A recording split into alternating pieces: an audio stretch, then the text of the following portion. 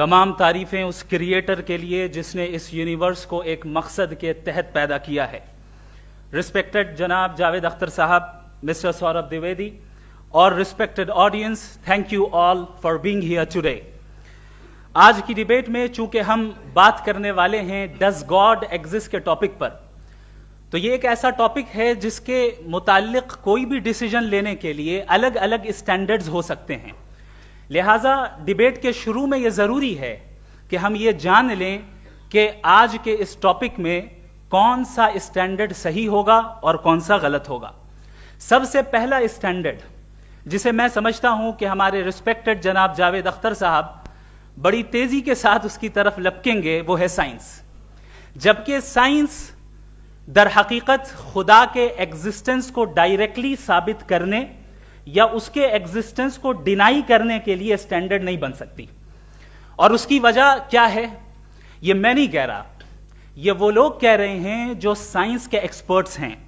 National academy of science कहती है science doesn't have the processes to prove or disprove the existence of God. Why? क्योंकि science का ताल्लुक empirical evidence से है और एम्पेरिकल एविडेंसेस का ताल्लुक हमारे नेचुरल और फिजिकल वर्ल्ड से है, जबकि गॉड नॉन फिजिकल और सुपर नेचुरल रियलिटी है।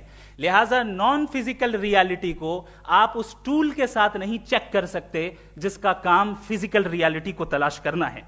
लिहाजा आज इस डिबेट में गॉड की एग्जिस्टेंस को साबित करने या उसे डिनाई करने में साइंटिफिक एविडेंस को एक्सेप्ट नहीं किया जाएगा।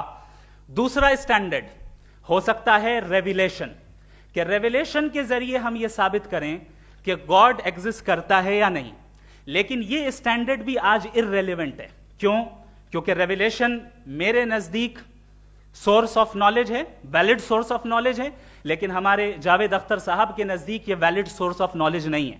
लिहाजा आज की डिबेट में मैं एक भी एविडेंस किसी भी मजहबी स्क्रिप्चर से नहीं दूंगा ताकि जावेद अख्तर साहब के लिए वो अनएक्सेप्टेबल ना हो। तीसरा जो मेयार हो सकता है वो है ऑब्जर्वेशन, कि भाई कोई कहे कि हमें खुदा दिखाओ, अगर है तो दिखाओ, या ये कि खुदा के एग्जिस्टेंस पर एम्पेरिकल एविडेंस दो, तो ये है दर हकीकत गलत टूल का इस्तेमाल करना। ये ऐसा ही है कि जावेद साहब मुझसे ये मुतालबा करें कि मुफ्ती साहब आप मेटल डिटेक्टर के जरिए प्लास्टिक डिटेक्ट करके दिखाएं। अब चूंकि प्लास्टिक डिटेक्ट नहीं हो पा रही है लिहाजा plastic does not exist. No, you are using the wrong tool. इस टूल से प्लास्टिक को डिटेक्ट नहीं किया जाता। लिहाजा मैं समझता हूं कि गॉड के एग्जिस्टेंस पर एम्पेरिकल एविडेंस का मुतालबा करना एक बचकाना मुतालबा है और हमारे रिस्पेक्टेड जनाब जावेद अख्तर साहब इस स्टेज से अब बहुत आगे निकल चुके हैं। अब बचता है एक ही स्टैंडर्ड, और वो स्टैंडर्ड है अक्ल, लॉजिक, रीजनिंग। और यही वो स्टैंडर्ड है जिसके तहत गॉड की एग्जिस्टेंस को साबित किया जाएगा या गॉड की एग्जिस्टेंस को डिनाई किया जाएगा। लेकिन चूंकि ये बहुत इंपॉर्टेंट और सेंसिटिव टॉपिक है, इसलिए लॉजिकल आर्ग्यूमेंट भी ऐसा होना चाहिए जो डेफिनेटिव हो, इनडेफिनेटिव ना हो, जो 2 और 2 4 की तरह बिल्कुल वाजे हो, जिसे लॉजिकली रिजेक्ट करना पॉसिबल नहीं हो। फॉर एग्जाम्पल हम कहें हमारे रिस्पेक्टेड मिस्टर सौरभ साहब ये एक इंसान है और तमाम इंसान कॉन्शियस बीइंग है, लिहाजा नतीजा क्या निकला, हमारे सौरभ साहब भी कॉन्शियस बीइंग है। क्या ये इनडेफिनेट आर्ग्यूमेंट है या डेफिनेट आर्ग्यूमेंट है? ये डेफिनेट आर्ग्यूमेंट है। ये 2 और 2 की तरह वाजे है, इसमें किसी तरह जो है लॉजिकली इसको रिजेक्ट नहीं किया जा सकता। तो अगर आज हमारे जावेद अख्तर साहब ऐसी कोई अकली दलील और लॉजिकल एविडेंस दें खुदा के ना होने पर जो डेफिनेट भी हो, तो मैं ये ऐलान करता हूं कि यकीनन मैं उस एविडेंस को कबूल करूंगा और उस पर गौर करूंगा। लेकिन साथ में यह भी ऐलान कर देता हूं प्रेडिक्शन के तौर पर कि ऐसा कोई डेफिनेट आर्ग्यूमेंट कोई नहीं पेश कर सकता। दलील हम देंगे और डेफिनेटिव दलील देंगे, लॉजिकल दलील देंगे, ऐसी दलील देंगे जो एंटायर एथिस्टिक वर्ल्ड उसे रेफ्यूट नहीं कर सकती। चलें अब हम एक एग्जाम्पल सोचते हैं, एक सिनेरियो, सिंपल सिनेरियो, तमाम ऑडियंस से गुजारिश है, हम और आप एक आइसोलेटेड आइलैंड पर हैं, ऐसा आइलैंड जहां पे हमसे पहले कोई कभी नहीं गया। चलते चलते आपके सामने अचानक आपने देखा एक पिंक कलर की बॉल पड़ी हुई है, सबसे पहला सवाल आपके जहन में क्या आएगा कि ये बॉल यहां क्यों आई, कैसे आई, ये पिंक कलर की ही क्यों है, कोई और कलर भी हो सकता था, ये इसी शेप में क्यों है, कोई और शेप भी हो सकता था। नेचुरली आप इस तरफ पहुंचेंगे कि कोई ना कोई है जिसने इन स्पेसिफिक प्रॉपर्टीज के साथ इस बॉल को बनाया है और यहां पे रखा है। चूंकि आप जानते हैं कि ये जो बॉल है इसका एग्जिस्ट करना जरूरी नहीं है, ये एग्जिस्ट कर भी सकती थी, नहीं भी कर सकती थी, और एग्जिस्ट करना ही था तो किसी और फॉर्म में करती, किसी और कलर में करती।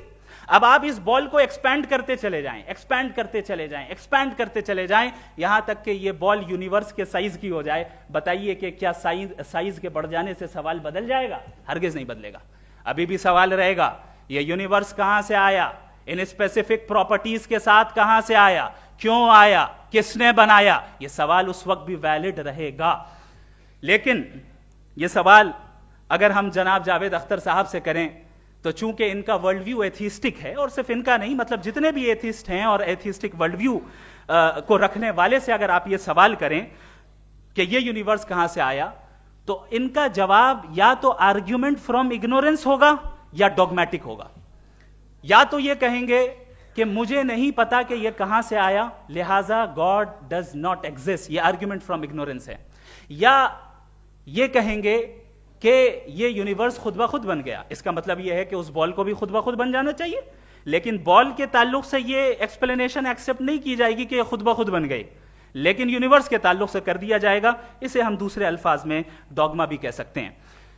दूसरी चीज, हमारे जावेद अख्तर साहब जरूर गॉड ऑफ गैप्स की मिसाल भी जरूर देंगे, और मिसाल देंगे कि पहले जमाने में बिजलियां कड़कती थी तो लोगों ने किसी एक खुदा की तरफ, और बारिश होती थी तो दूसरे खुदा की तरफ मंसूब कर दिया, उनके पास दलील नहीं थी। यह हमारा वर्ल्ड व्यू है ही नहीं, यह हमारा वर्ल्ड व्यू है ही नहीं, क्योंकि नेचुरल फेनोमेना के प्रोसेस की इंटरप्रिटेशन को जान लेने से यह कहां से साबित हो गया कि गॉड एग्जिस्ट नहीं करता है। इस पर मैं इंशाअल्लाह अभी आगे बात करूंगा। आप हजरात ये भी देखेंगे, और मैं ये एक्सपेक्ट करता हूं कि हमारे रिस्पेक्टेड जनाब जावेद अख्तर साहब जरूर इमोशनल आर्ग्यूमेंट्स भी देंगे, जो कि एक लॉजिकल फेलेसी है जब बात आती है ट्रुथ को डिसाइड करने में। क्यों? मिसाल के तौर पर वो कहेंगे कि अगर गॉड है तो ईविल क्यों एग्जिस्ट करता है, जबकि मैं कहता हूं ईविल का एग्जिस्ट करना गॉड के एग्जिस्ट करने की दलील है, उसके खिलाफ नहीं है। चूंकि अगर गॉड है तो हम सब उसके सामने अकाउंटेबल हैं, और अगर हम अकाउंटेबल हैं तो अकाउंटेबिलिटी के लिए ईविल का मौजूद होना जरूरी है, उसके बगैर हम अकाउंटेबल नहीं हो सकते। और अगर हम अकाउंटेबल नहीं हैं तो हम जनाब जावेद अख्तर साहब से पूछेंगे कि आप बताएं कि फिर सफरिंग इस दुनिया में क्यों है? अगर खुदा नहीं है तो सफरिंग क्यों है? और उन लोगों के जज्बे का क्या जिनके अंदर सफरिंग के बाद इंतकाम लेने का जज्बा पाया जाता है और वो इस दुनिया से ऐसे ही चले गए, क्या उनकी सारी तकलीफें बेकार चली जाएंगी? अब आ जाएं उसी एग्जाम्पल की तरफ कि बॉल, मुझसे अगर कोई पूछे इस बॉल को किसने बनाया, और या इस एक्सपेंडेड बॉल को किसने बनाया, मैं कहूंगा कि चूंकि ये यूनिवर्स और इस यूनिवर्स की तमाम चीजें कॉन्टिंजेंट हैं। कॉन्टिंजेंट होने का मतलब ये होता है कि जो अपने एग्जिस्टेंस पे किसी के ऊपर डिपेंड करती हो, तो जाहिर है ये यूनिवर्स कॉन्टिंजेंट है। और अगर कोई चीज कॉन्टिंजेंट नहीं है तो मैं रिक्वेस्ट करूंगा कि मुझे दिखा दें कि कौन सी चीज यूनिवर्स में कॉन्टिंजेंट नहीं है, हम भी जरा गौर कर लें और हम भी देख लें। और जब कॉन्टिंजेंट चीजें मौजूद हैं तो फिलोसोफर्स की इस्तिलाह के मुताबिक, हम उस टर्मिनोलॉजी के मुताबिक हम उस जगह तक पहुंचते हैं और उस हस्ती तक पहुंचते हैं जिसे नेसेसरी बीइंग कहा जाता है, कि ये वो नेसेसरी बीइंग है जिसका मौजूद ना होना नामुमकिन हो। क्योंकि अगर ये मौजूद ना हो तो सारी चीजें एग्जिस्टेंस में आएंगी ही नहीं, और ये सारी कॉन्टिंजेंट चीजें उसी के ऊपर डिपेंड करती हैं। अब अगर आप ये सवाल करते हैं कि फिर उस हस्ती को किसने बनाया, फिर उसका कॉज क्या है, फिर उसका कॉज क्या है, फिर उसका कॉज क्या है, और एंडलेसली चले जाएं, इसे हम कहते हैं इन्फिनिट रिग्रेस ऑफ कॉजेस, जो कि लॉजिकल फेलेसी है। कॉन्सेप्चुअली इंफिनिटी पॉसिबल है। मिसाल के तौर पे न्यूमेरिकल्स 1 2 3 गिनते चले जाएं, इन्फिनिट नंबर्स हैं। मैं कॉन्सेप्चुअली बात नहीं कर रहा, प्रैक्टिकली रियलिटी में साबित करके दिखाएं कि infinite regress of causes possible हैं या नहीं। अगर पॉसिबल हैं तो हम मान लेंगे, मिसाल दे दें, और पॉसिबल नहीं है तो एक ही ऑप्शन बचता है जिसे हम कहते हैं नेसेसरी बीइंग। ऐसी नेसेसरी बीइंग जो इंडिपेंडेंट है, क्योंकि अगर वो डिपेंडेंट हुई तो वो नेसेसरी नहीं रहेगी। ऐसी इंडिपेंडेंट बीइंग जो इटर्नल है, अगर वो इटर्नल नहीं होगी, उसकी बिगिनिंग होगी तो वो खुद कॉन्टिंजेंट है। ऐसी बीइंग जो पावरफुल है, क्योंकि कॉन्टिंजेंट को एक्चुअलाइज करने के लिए पावर चाहिए। ऐसी बीइंग जो इंटेलिजेंट है और नॉलेजेबल है, क्योंकि ये यूनिवर्स स्पेसिफिक फॉर्म और स्पेसिफिक लॉज ऑफ नेचर के तहत प्रिसाइजली चल रहा है। Thank you. थैंक यू मुफ्ती साहब। मैं इन दलीलों के बाद जावेद अख्तर साहब से गुजारिश करूंगा, आप बैठ के बोलना चाहेंगे या वहां? जी।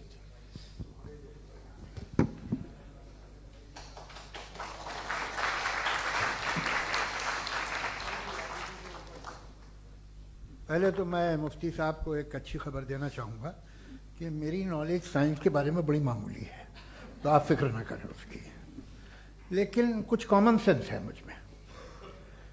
देखिए, ये खुदा का तस्वुर कोई नया तस्वुर नहीं है, ये सदियों से रहा है।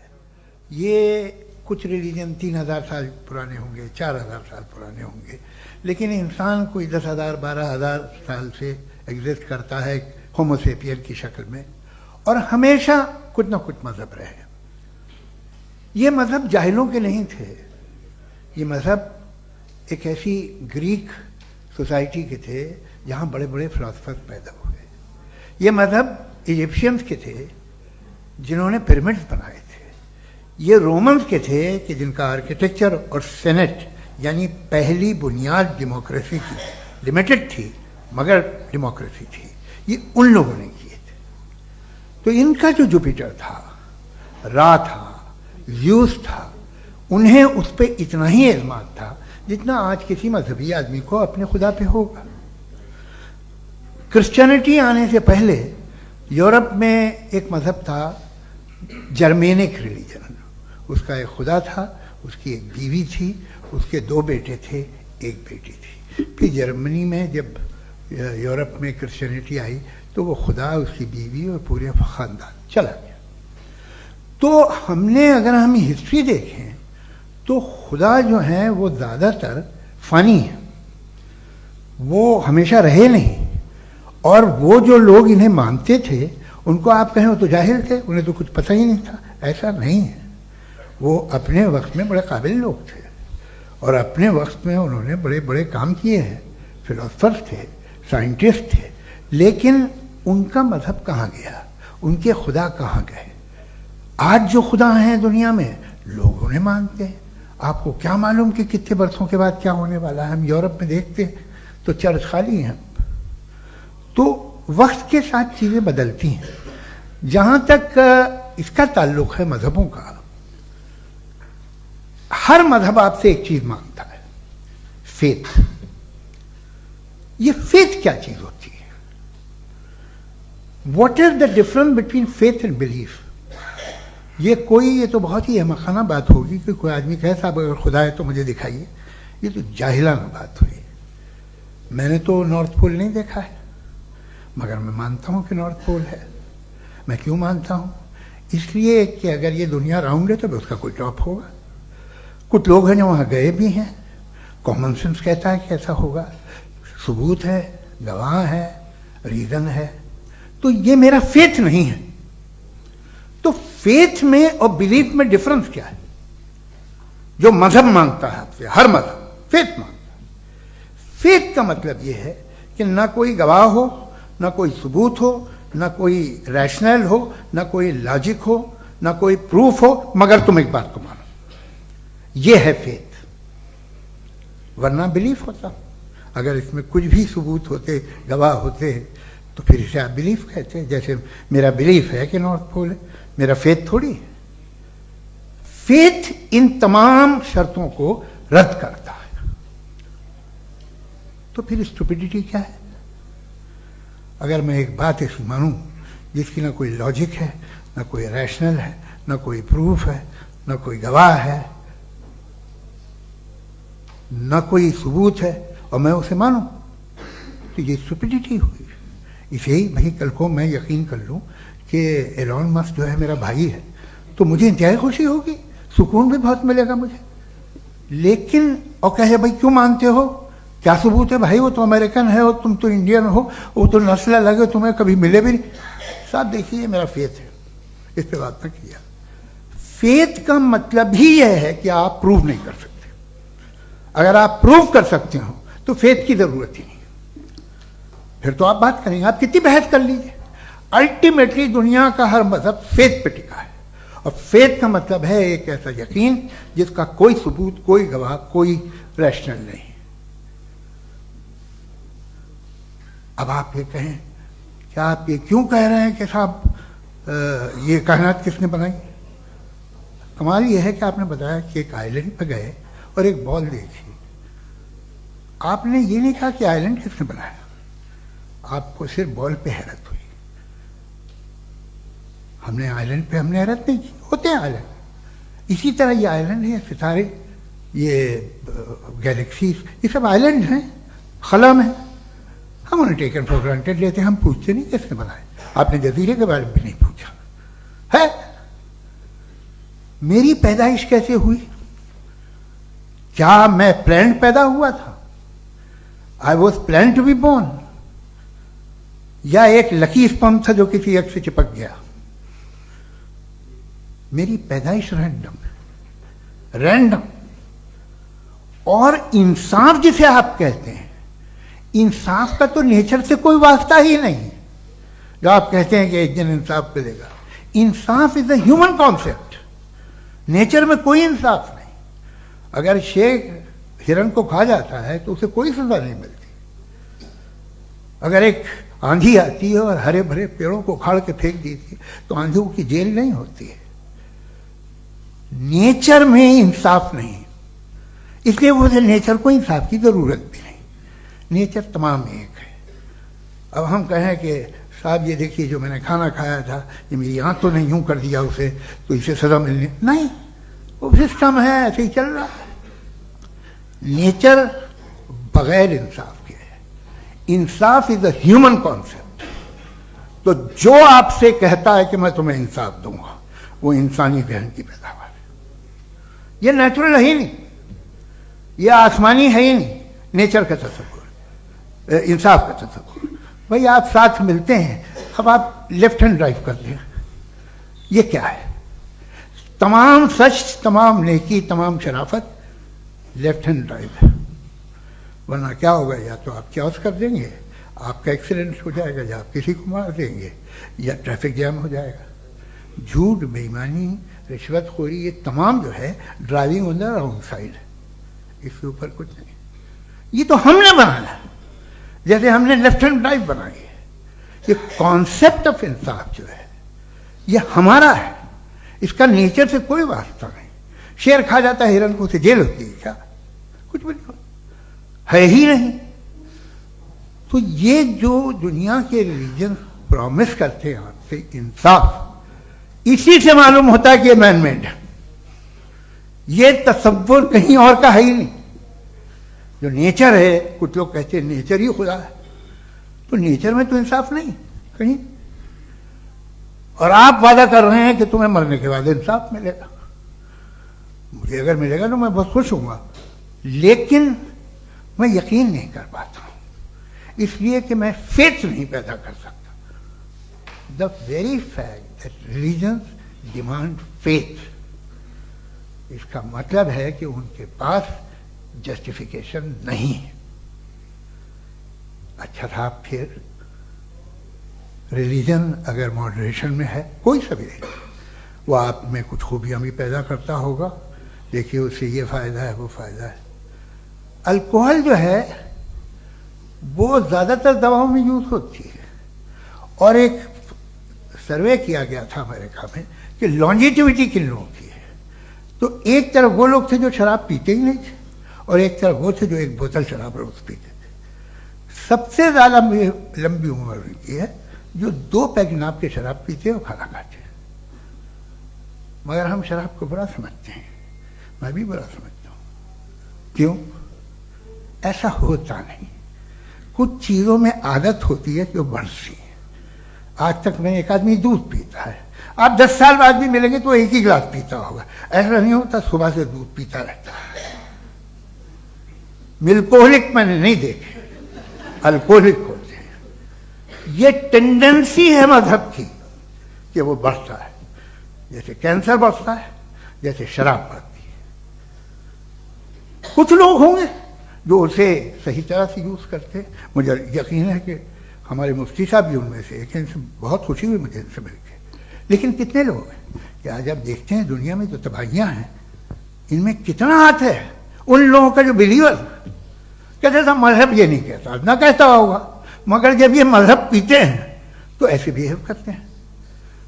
थोड़ा सा अगर हो तो शायद बहुत अच्छी बात, लेकिन शराब थोड़ी सी नहीं रहती, उसमें टेंडेंसी है पहले। थोड़ा सा अगर 2-3 कैंसर के सेल हो ना बॉडी में तो आदमी सिम रहेगा, लेकिन वो 2-3 सेल नहीं रहते, वो मल्टीप्लाई होते हैं। जावेद साहब टाइम पूरा हो गया। टाइम हो गया तो बस बात खत्म हो गई। अच्छा, मुझे कुछ और कहने को था भी नहीं। जी, मैं पहले जवाबी दौर के लिए इनवाइट कर रहा हूं मुफ्ती साहब को। Your rebuttal round 1, you have 7 minutes.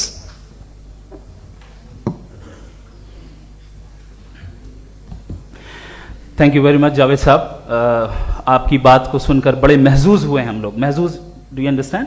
We enjoyed. Okay, अब थोड़ा सा लॉजिकली उसको हम लोग देखते हैं। दरअसल हम लोगों ने कल गुजारिश की थी मुफ्ती साहब से भी, जावेद साहब से भी, कि हिंदुस्तानी जबान आम फहम सबको समझ में आ जाए और जहां कहीं आप मुश्किल शब्द इस्तेमाल करें वहां बताते भी चलें। Thank you. तो सबसे पहले हमारे रिस्पेक्टेड जावेद साहब ने हवाला दिया कि खुदा फानी है। कितने मजहब आगे चले गए, किसी ने जुपिटर को खुदा माना, किसी ने किसी को माना। मैं कहता हूं जिसने कॉन्टिंजेंट चीज को खुदा माना, गलत माना, वो खुदा ही नहीं, वो खुदा ही नहीं है। हम तो नेसेसरी बीइंग को साबित करने बैठे हैं, वो नेसेसरी कॉज जो इटरनल है, जो अबदी भी है और अजली भी है। हम किसी और को साबित करने नहीं बैठे। दूसरी चीज उन्होंने कहा कि फेथ एंड बिलीफ, ये एक ऐसी डेफिनेशन है फेथ की जो इन्होंने पहली मर्तबा पेश की है, या माफ कीजिएगा इन्होंने पहली मर्तबा पेश नहीं की है, रिचर्ड डॉकिंस ने पहली मर्तबा पेश की है। मुझे मालूम है ये सोर्स कहां से है। एपिस्टेमोलॉजिकली फेथ और बिलीफ का फर्क आप इस तरह नहीं कर सकते सर। फेथ सही भी होता है, गलत भी होता है, बिलीफ सही भी होता है, गलत भी होता है। जो लॉजिक, रीजन और एविडेंस से बैक्ड होगा वो फेथ सही होगा। और आप जिस फेथ की बात कर रहे हैं कि इलॉजिकल है और उसके पीछे नहीं है, तो we are on the same page. हम नहीं मानते उस फेथ को, जो फेथ ऐसा हो जिसके पीछे कोई लॉजिक ना हो, एविडेंस ना हो, हम नहीं मानते। हम तो उस फेथ के कायल हैं जिसके पीछे लॉजिक हो और एविडेंस हो। तो बिलीफ सही भी होता है, गलत भी होता है, फेथ भी सही होता है और गलत भी होता है। तो आज फेथ और बिलीफ के डिफरेंस पे बात नहीं हो रही है। आज आप चाहे फेथ एक्सेप्ट कर लें या बिलीफ एक्सेप्ट कर लें, आज ये बात होगी कि ट्रूथ क्या है, चाहे ट्रू बिलीफ सही है या ट्रू फेथ सही है, और फॉल्स फेथ क्या है और फॉल्स बिलीफ क्या है, बात इस पे हो रही। दूसरी चीज इन्होंने पूछा स्टुपिडिटी फिर क्या है। अगर फेथ रिलीजन स्टुपिडिटी नहीं है तो और क्या है? चूंकि फेथ का मुतालबा करते हैं तो स्टुपिडिटी क्या है? मैं कहता हूं स्टुपिडिटी एथिज्म है। उसकी वजह यह है कि आप एक सड़क पे जा रहे हो और आप किसी गार्डन में जाएं और देखें वहां लिखा है फूलों के साथ I love Javed Akhtar, and I really do, I love you sir. So जब आप वहां पर पहुंचे तो वहां पहुंचकर अब ये बताएं, क्या आप ये कहेंगे वाह व्हाट अ नेचुरल सिलेक्शन? ये क्या नेचुरल सिलेक्शन है? नहीं, ये प्रिसाइजली डिजाइंड है, इसके पीछे डिजाइनर है। लिहाजा अगर कोई एक ऐसी कॉमन सेंस की बात को कबूल नहीं कर रहा है कि यूनिवर्स जो इतने प्रिसाइजली काम कर रहा है, हम कह दें कि खुद ब खुद बन गई, मैं समझता हूं इससे बड़ी स्टुपिडिटी और कुछ नहीं है। ये इरैशनल चीज है। फिर हमारे सर ने कहा कि आपने बॉल पे फोकस किया, आइलैंड पे फोकस नहीं किया। अरे आइलैंड को किसने बनाया यही समझाने के लिए तो बॉल की मिसाल दे रहा हूं। और बॉल भी कॉन्टिंजेंट है, आइलैंड भी कॉन्टिंजेंट है, दोनों नेसेसरी बीइंग का मुतालबा करते हैं। आगे इन्होंने कहा कि नेचर में कोई इंसाफ नहीं है। हम डिसाइड करते हैं कि मोरालिटी क्या होती है, इंसाफ क्या होता है। हम डिसाइड करते हैं, जैसे ड्राइविंग सीट में ट्रैफिक वाला, ये तो किसी खुदा ने नहीं कहा, ये है, इसे कहते हैं फॉल्स इक्विवेलेंस। ये एक लॉजिकल फेलेसी है। आपने जो है मिसाल दी ड्राइविंग की और ट्रैफिक की, ये सब्जेक्टिव मोरालिटी है। आप सब्जेक्टिव मोरालिटी को मिसाल बनाकर ऑब्जेक्टिव मोरालिटी के ऊपर नहीं थोप सकते। इंसाफ की ऑब्जेक्टिव मोरालिटी। अगर आप ये कहते हैं कि नेचर में इंसाफ नहीं है, तो इंसाफ का न होना ये नेचुरल हुआ, तो फिर नेचर को नेचर रहने दे। क्यों हम इतना स्ट्राइव कर रहे हैं दुनिया में इंसाफ लाने के लिए? ये तो इलॉजिकल बात है, इरैशनल बात है। इसलिए बहुत सी चीजें ऐसी हैं जो ऑब्जेक्टिवली जो है इविल या गुड हैं, और बहुत सी चीजें ऐसी हैं जो सब्जेक्टिवली हैं। सब्जेक्टिवली जो मोरल होता है या इमोरल होता है, उसको हम सोशल कंसेंसस से या पर्सनल प्रेफरेंस से डिसाइड करते हैं। लेकिन जो ऑब्जेक्टिव मोरालिटी है, जिसमें इंसाफ आया, जो इन्होंने बार बार रिपीट किया, ये ऑब्जेक्टिव है, सब्जेक्टिव नहीं है। अगर आप कहते हैं ये सब्जेक्टिव है, तो मेरा सवाल आपसे ये है, क्या सोशल कंसेंसस के जरिए अगर जुल्म को सही करार दे दिया जाएगा तो आप जुल्म को जस्टिफाई करेंगे? दूसरी चीज, इन्होंने ये कहा कि 2 पैक शराब पी लें तो वो उतने पे नहीं रहता, बढ़ जाता है। यही मामला मजहब के साथ है, 2 पैक आप पी लें बढ़ेगा। तो ये एक ऐसी मिसाल है, इसको कहीं भी फिट कर लें कि आप एथिज्म पे जब फिट करें, जब आप 2 पैक एथिज्म का लेंगे ना, तो वो बढ़ बढ़ के नॉर्थ कोरिया बनेगा। Thank you.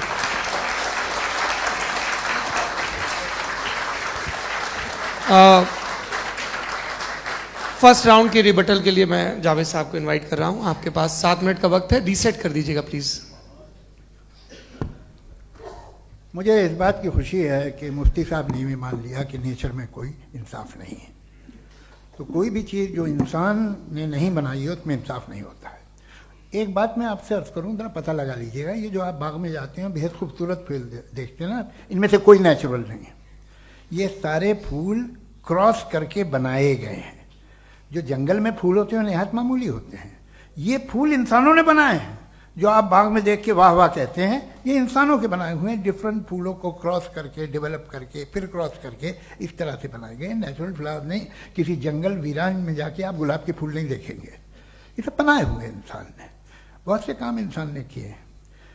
बाकी है कि आपने मेरी एक बात का जवाब नहीं दिया, जिससे मुझे शिकायत है कि फेथ क्या है और आप फेथ मांगते क्यों हैं मुझसे? आप तो लॉजिकल हैं, आपके पास तो सारे रैशनल्स हैं, आपके पास सारे सबूत हैं, तो आपको फेथ की डिमांड क्यों करते हैं कि भाई तुम सरेंडर कर दो और सवाल मत करो? कोई मजहब सारे सवाल करने की इजाजत नहीं देता है और मना करता है कि ज्यादा सवाल ना करो, बह जाओगे तुम। आप क्यों रोकते हैं? हकीकत यह है कि इंसानी तारीख क्या है। इंसानी तारीख यह है कि दुनिया में 2 तरह के लोग हुए हैं। एक वो जिन्होंने अपनी लाइल्मी की परस्तिश की है, दूसरे वो जिन्होंने अपनी इग्नोरेंस या लाइल्मी से झगड़ा किया है और मालूम किया है कि क्या है। ये जो आप कह रहे हैं, आज आप हैरान हैं कि भाई ये यूनिवर्स कैसे बनी। लोग हैरान थे कि सूरज डूबता है तो इधर से कैसे निकलता। और आप एक कदम जाके हमेशा का मानने को तैयार है, एक कदम पीछे ही मान जाइए। भाई आप इसके बाद जाते हो, कहते सवाल ना करना कि ये कहां से आया, ये पावर तो हमेशा से हमेशा रहेगी। तो आप यूनिवर्स के बारे में मानने में क्या तकलीफ है? एक कदम पहले रुक जाइए। ये हमेशा से थी या नहीं थी, हमें मालूम नहीं है। और ये कहना कि हमें मालूम नहीं है, कमाल ये है कि दुनिया के सारे मजहब सब जानते हैं ये दुनिया कैसे बनी थी, कैसे मिटेगी, मरने के बाद क्या होगा, इनको सब इल्म है। इनको किसी को डायनासोर होते थे पहले ये नहीं पता था, किसी को नहीं पता। किसी भी दुनिया की मजहबी किताब में डायनासोर का जिक्र नहीं है। लेकिन बाकी सब बातें, how to make universe in 4 easy lessons and बाकी सब पता है। जिसको सब पता है वो गड़बड़ है। हम में ये इंकिसार, ये ह्यूमिलिटी होनी चाहिए कि हम ये कहें कि हमें ये बहुत सारी बातें नहीं मालूम, लेकिन हम उनकी परस्तिश न करें, अपनी लाइल्मी को की परस्तिश न करें, हम उसे पता लगाने की कोशिश करें। जिस दुनिया में आप बैठे हैं सर, ये हॉल जो है, ये इलेक्ट्रिसिटी जो है, ये माइक जो है, जिस हवाई जहाज से आप आए थे, वो जिस कार से आप यहाँ आए हैं, ये सब उन लोगों की बनाई हुई है जिन्होंने सवाल किए थे। ये दुनिया जिसमें आप आज आराम से हैं, ये उन लोगों की बनाई है कि जिन्होंने सवाल किए थे। और हर स्टेज पे इन सवालों को मकरूह कहा गया था, गलत कहा गया था। आप जरा तारीख पढ़िए, एक बड़ी दिलचस्प किताब है बर्ट्रैंड रसेल की, जिसमें उसने रिलीजन एंड साइंस कि कब से रिलीजन जो है साइंस के अगेंस्ट है। और हद तो यह है कि भाप के इंजन के खिलाफ थे, स्टीम इंजन के भी खिलाफ थे, और फतवे हुए उन पर, वेटिकन ने दिए। तो ये हमेशा, अभी जैसे ही ये राइट विंगर आते हैं अमेरिका में पावर में, तो वो जो अपना ये क्या बोलते हैं उसे, सीड क्या वर्ड है, सीड क्या, जो हाँ नहीं नहीं, सीट जो होते हैं जिन पे आप जी नहीं भाई, वो जो ह्यूमन बॉडी के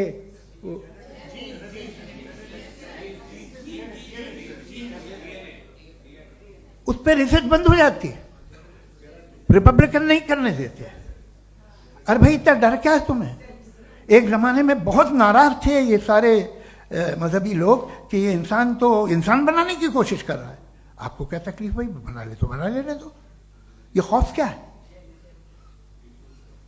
और ये सब आज जो आप कह रहे हैं नामुमकिन है, ये कैसे हुआ? मुझे एक किस्सा याद आता है।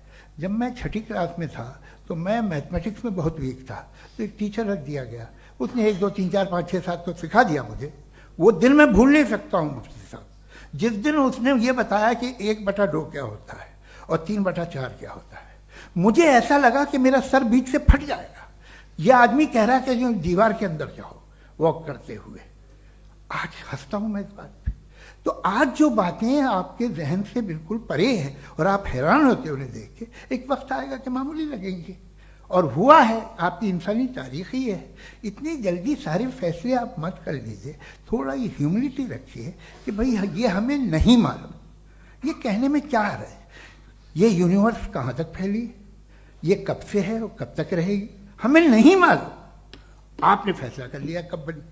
ये आपके हिसाब से कोई 14 बिलियन ईयर बनी जो समझा जाता है। उससे पहले हजारों करोड़ों अरबों साल तक खुदा बैठा क्या कर रहा था? खामोश बैठा था, ऐसी जमाइयाँ ले रहा था। फिर उसे आइडिया आया, यार एक काम करते, वक्त अच्छा गुजर जाएगा, यूनिवर्स पर आपसे सोचिए। वो तो हमेशा से है ना, मगर यूनिवर्स हमेशा से नहीं है, ये तो बनाई गई है। और उससे पहले क्या था, इनका क्या काम था? कैसी बात है, ये बड़ा आसान है। जो बात हमें आज धीरे धीरे पता चली है, बरसों 2000 और 2500 साल पहले आपको किसी ने बता दिया कि क्या था, आप मान गए, और तब से वही मान रहे हैं जो 2500 साल पहले कहा गया था। सब कुछ बदल गया है, सॉल्व हो रही हैं चीज़ें। अभी साइंस बिल्कुल दावा नहीं करती, या कोई फिलोसफर ये दावा नहीं करता कि हमें सब मालूम, बल्कि वो कहता है कि हमें जितना मालूम होता है उससे ये मालूम होता है कि हमें कितना कम मालूम। तो हम अपनी जहालत से लड़े, उसकी परस्तिश न करें। जी, time. Thank you so much. मैं तर्कों की श्रृंखला में राउंड 2 के लिए मुफ्ती साहब को आमंत्रित कर रहा हूं। आपके पास एक बार फिर से 7 मिनट का वक्त है। शुक्रिया। जनाब जावेद अख्तर साहब कई मर्तबा दोहरा रहे हैं कि फेथ का मतलब बताइए, फेथ का मतलब बताइए। मैंने बता दिया, फेथ सही भी होता है, गलत भी होता है। और आज हम फेथ पे बात नहीं कर रहे, हम ट्रुथ और डज गॉड एग्जिस्ट पे बात कर रहे हैं। क्या डज गॉड एग्जिस्ट, ये ट्रुथ यानी गॉड है या नहीं है, इसमें से दोनों ट्रुथ क्या है। अब आप उसे फेथ कह लें, बिलीफ कह लें, नॉट माई बिजनेस। उसके बाद आपने कहा कि भाई सवाल करने से मजहब रोकता है। मैं कहता हूं जो रोकता है वो रोकता होगा, मैं नहीं रोकता, बल्कि सवाल करें, सवाल करना चाहिए। सवाल कर करके तो हम आगे बढ़ते हैं, तरक्की करते हैं, और इसीलिए मैं आज यहां पे आया हूं। लेकिन सवाल सिर्फ खुदा से नहीं होगा, आपसे भी होगा। सवाल एथिज्म से भी होगा, सवाल सिर्फ मजहब से नहीं होगा, सबसे होगा। और आज मैं सवाल करूंगा और उम्मीद है कि आप जवाब देंगे। अभी तक आपने वैसे कॉन्टिंजेंसी आर्ग्यूमेंट का कोई जवाब नहीं दिया। चलें, आपने कहा यूनिवर्स के बारे में इटर्नल क्यों नहीं बोल देते। ये चूंकि लॉजिकली पॉसिबल ही नहीं है कि यूनिवर्स इटर्नल हो। यूनिवर्स एक कॉन्टिंजेंट चीज है जो टाइम एंड स्पेस के पाबंद है, टाइम एंड स्पेस से बाउंड है। जो टाइम एंड स्पेस से बाउंड होगा वो कॉन्टिंजेंट होगा, जो कॉन्टिंजेंट होगा वो उसकी बिगिनिंग हुई होगी, जिसकी बिगिनिंग हुई होगी वो इटर्नल नहीं हो सकता। ये तो कॉमन सी बात है। आपने कहा कि किसी मजहबी किताब में डायनासोर का जिक्र नहीं है। अफसोस कि आज तक किसी मैथमेटिक्स के किताब में मुझे डायनासोर का जिक्र नहीं मिला। तो इसका मतलब मैथमेटिक्स की किताब बेकार है? नहीं, उसका वो टॉपिक नहीं है। रेवलेशन का और मजहबी किताबों का टॉपिक ये नहीं है कि आपको आके बताए साइकिल कैसे बनाते हैं, या आकर ये बताएं कि जो है डायनासोर कब था। वो तो मोरालिटी सिखाने आया है, गॉड के बारे में बताने आया, नॉन फिजिकल रियलिटी की हकीकत को सिखाने के लिए आया। रिलीजियन साइंस को रोकता है? नहीं रोकता। अगर रोकता है तो गलत करता है। रिलीजियन साइंटिज्म को रोकता है, जिसमें हमारे जावेद साहब मुब्तला है। साइंस और साइंटिज्म में फर्क है। साइंटिज्म यह है कि आप समझें कि साइंस और साइंटिफिक मेथोडोलॉजी ये नॉलेज को हासिल करने का वाहिद सोर्स ऑफ नॉलेज है। यह है साइंटिज्म। हम इसे रिजेक्ट करते हैं। हम साइंस को तो तरक्की करते हैं, भाई आप हमारी पूरी तारीख कर लें, पढ़ लें तो आपको पता चल जाएगा। बहरहाल ये अलग टॉपिक है। उसके बाद इन्होंने एक लफ्ज कहा, वेटिकन ने फतवा दिया। वेटिकन का फतवे से कोई ताल्लुक नहीं है, दोनों कॉन्ट्राडिक्टरी अल्फाज हैं। उसके बाद उन्होंने कहा कि भाई हमें नहीं मालूम। अगर नहीं मालूम तो क्लियरली कह देना कि नहीं मालूम है, इसमें क्या हरज है? तो वही तो मैं कह रहा हूं ना कि आप कह दें कि नहीं मालूम, लेकिन क्लेम क्यों कर रहे हैं कि गॉड एग्जिस्ट नहीं कर रहा है? आप कह दें नहीं मालूम है, हो सकता है हो सकता ना हो, लेकिन आप क्लेम कर रहे हैं। The moment you say god does not exist, this is a claim, and now the burden of proof is upon you too, जैसे हमारे ऊपर है। और क्यों है मैं बताता हूं, क्यों है ये भी मैं बताता हूं। फिलोसॉफिकली जो क्लेम होता है ना, सिर्फ ये नहीं होता कि इंसान कहे पॉजिटिव क्लेम करे और नेगेटिव क्लेम करे तो बर्डन ऑफ प्रूफ नहीं है। आप मिसाल के तौर पे मैं कहूं कि फुला उस कमरे में कोई नहीं है, मैंने एक नॉलेज का क्लेम किया है। उस कमरे में कोई नहीं है, मैंने एक नॉलेज का क्लेम किया। या तो मैं कहूं मुझे नहीं पता, हो भी सकता है नहीं भी हो सकता है, this is not a claim. लेकिन जब मैं कह रहा हूं कि वहां कोई नहीं है, या मैं कह रहा हूं वहां कोई है, दोनों क्लेम है और दोनों के ऊपर बर्डन ऑफ प्रूफ है। हमारे ऊपर भी बर्डन ऑफ प्रूफ है। मैंने कंटिजेंसी आर्ग्यूमेंट दिया, इसे तोड़कर दिखाइए। आखिरी चीज, इन्होंने कहा कि खुदा दुनिया बनाने से पहले 150 साल पहले या करोड़ों साल पहले क्या कर रहा था। अरे हजरत, चलें बहरहाल मैं जवाब दे देता हूं। आप हमारे रिस्पेक्टेड पर्सनालिटी हैं, अगर आप नहीं होते तो मैं ऐसे एंटरटेन ही नहीं करता। टाइम, ये 100 साल पहले या 100 साल बाद, पहले बाद में अभी, ये वो अल्फाज हैं जिनका ताल्लुक टाइम से है। टाइम शुरू ही हुआ है यूनिवर्स की बिगिनिंग के बाद, तो उसके पहले खुदा क्या कर रहा था? सवाल इलॉजिकल है, ये फेलेसी है।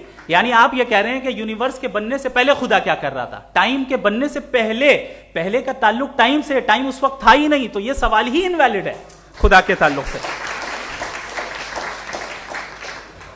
दूसरी चीज, आर्ग्यूमेंट ऑफ कंटिजेंसी जो मैंने आपके सामने पेश की है, आपने बार बार ये प्रूफ किया और ये कह रहे हैं कि गॉड ऑफ गैप्स।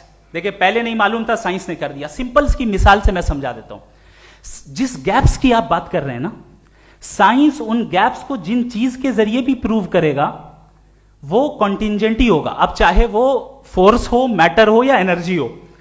लिहाजा सवाल हमारा उस वक्त भी वैलिड होगा जब तक कि आप नेसेसरी बीइंग पे ना आ जाएं। और इन्फिनिट रिगरेस पॉसिबल नहीं है of causes in practical world, तो जाहिर है कहीं रुकना पड़ेगा। जहां रुकेंगे वही खुदा है। दूसरी चीज, आपने ये कहा, क्या कह रहा था मैं, किस पॉइंट को? What? Oh no, after that. Just now. हाँ, जहां रुकेंगे वही खुदा है। बहरहाल, तो टाइम का जिक्र हो गया, गॉड ऑफ गैप, सॉरी, या इसकी एक मिसाल आप ले लें। एक कार है, एक साहब ने देखा कि भाई कार जो है उसके व्हील्स कितने अच्छे लगे हुए हैं, सही जगह पे।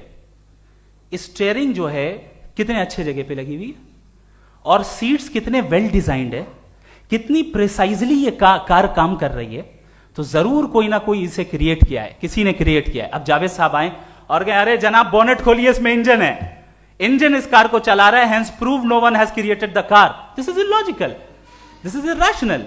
आपने इंजन के जरिए उस गैप को तो साबित किया, लेकिन क्या उससे कार की जो क्रिएशन है और उसका जो क्रिएटर है ये इम्पॉसिबल हो जाए? ऐसा पॉसिबल है?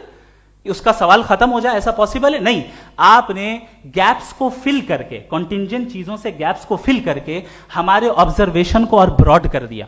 अब हमें और पता चल गया कि ये जो कार है इसका सिस्टम कितना ज्यादा कॉम्प्लेक्स है। पहले कम समझते थे, अब कॉम्प्लेक्सिटी और ज्यादा वाजे हो गई। अब हमें समझ में आ रहा है कि हमारी सर्टेनिटी और बढ़ गई कि जरूर इस कार को किसी ना किसी ने बनाया। यही मामला यूनिवर्स का है।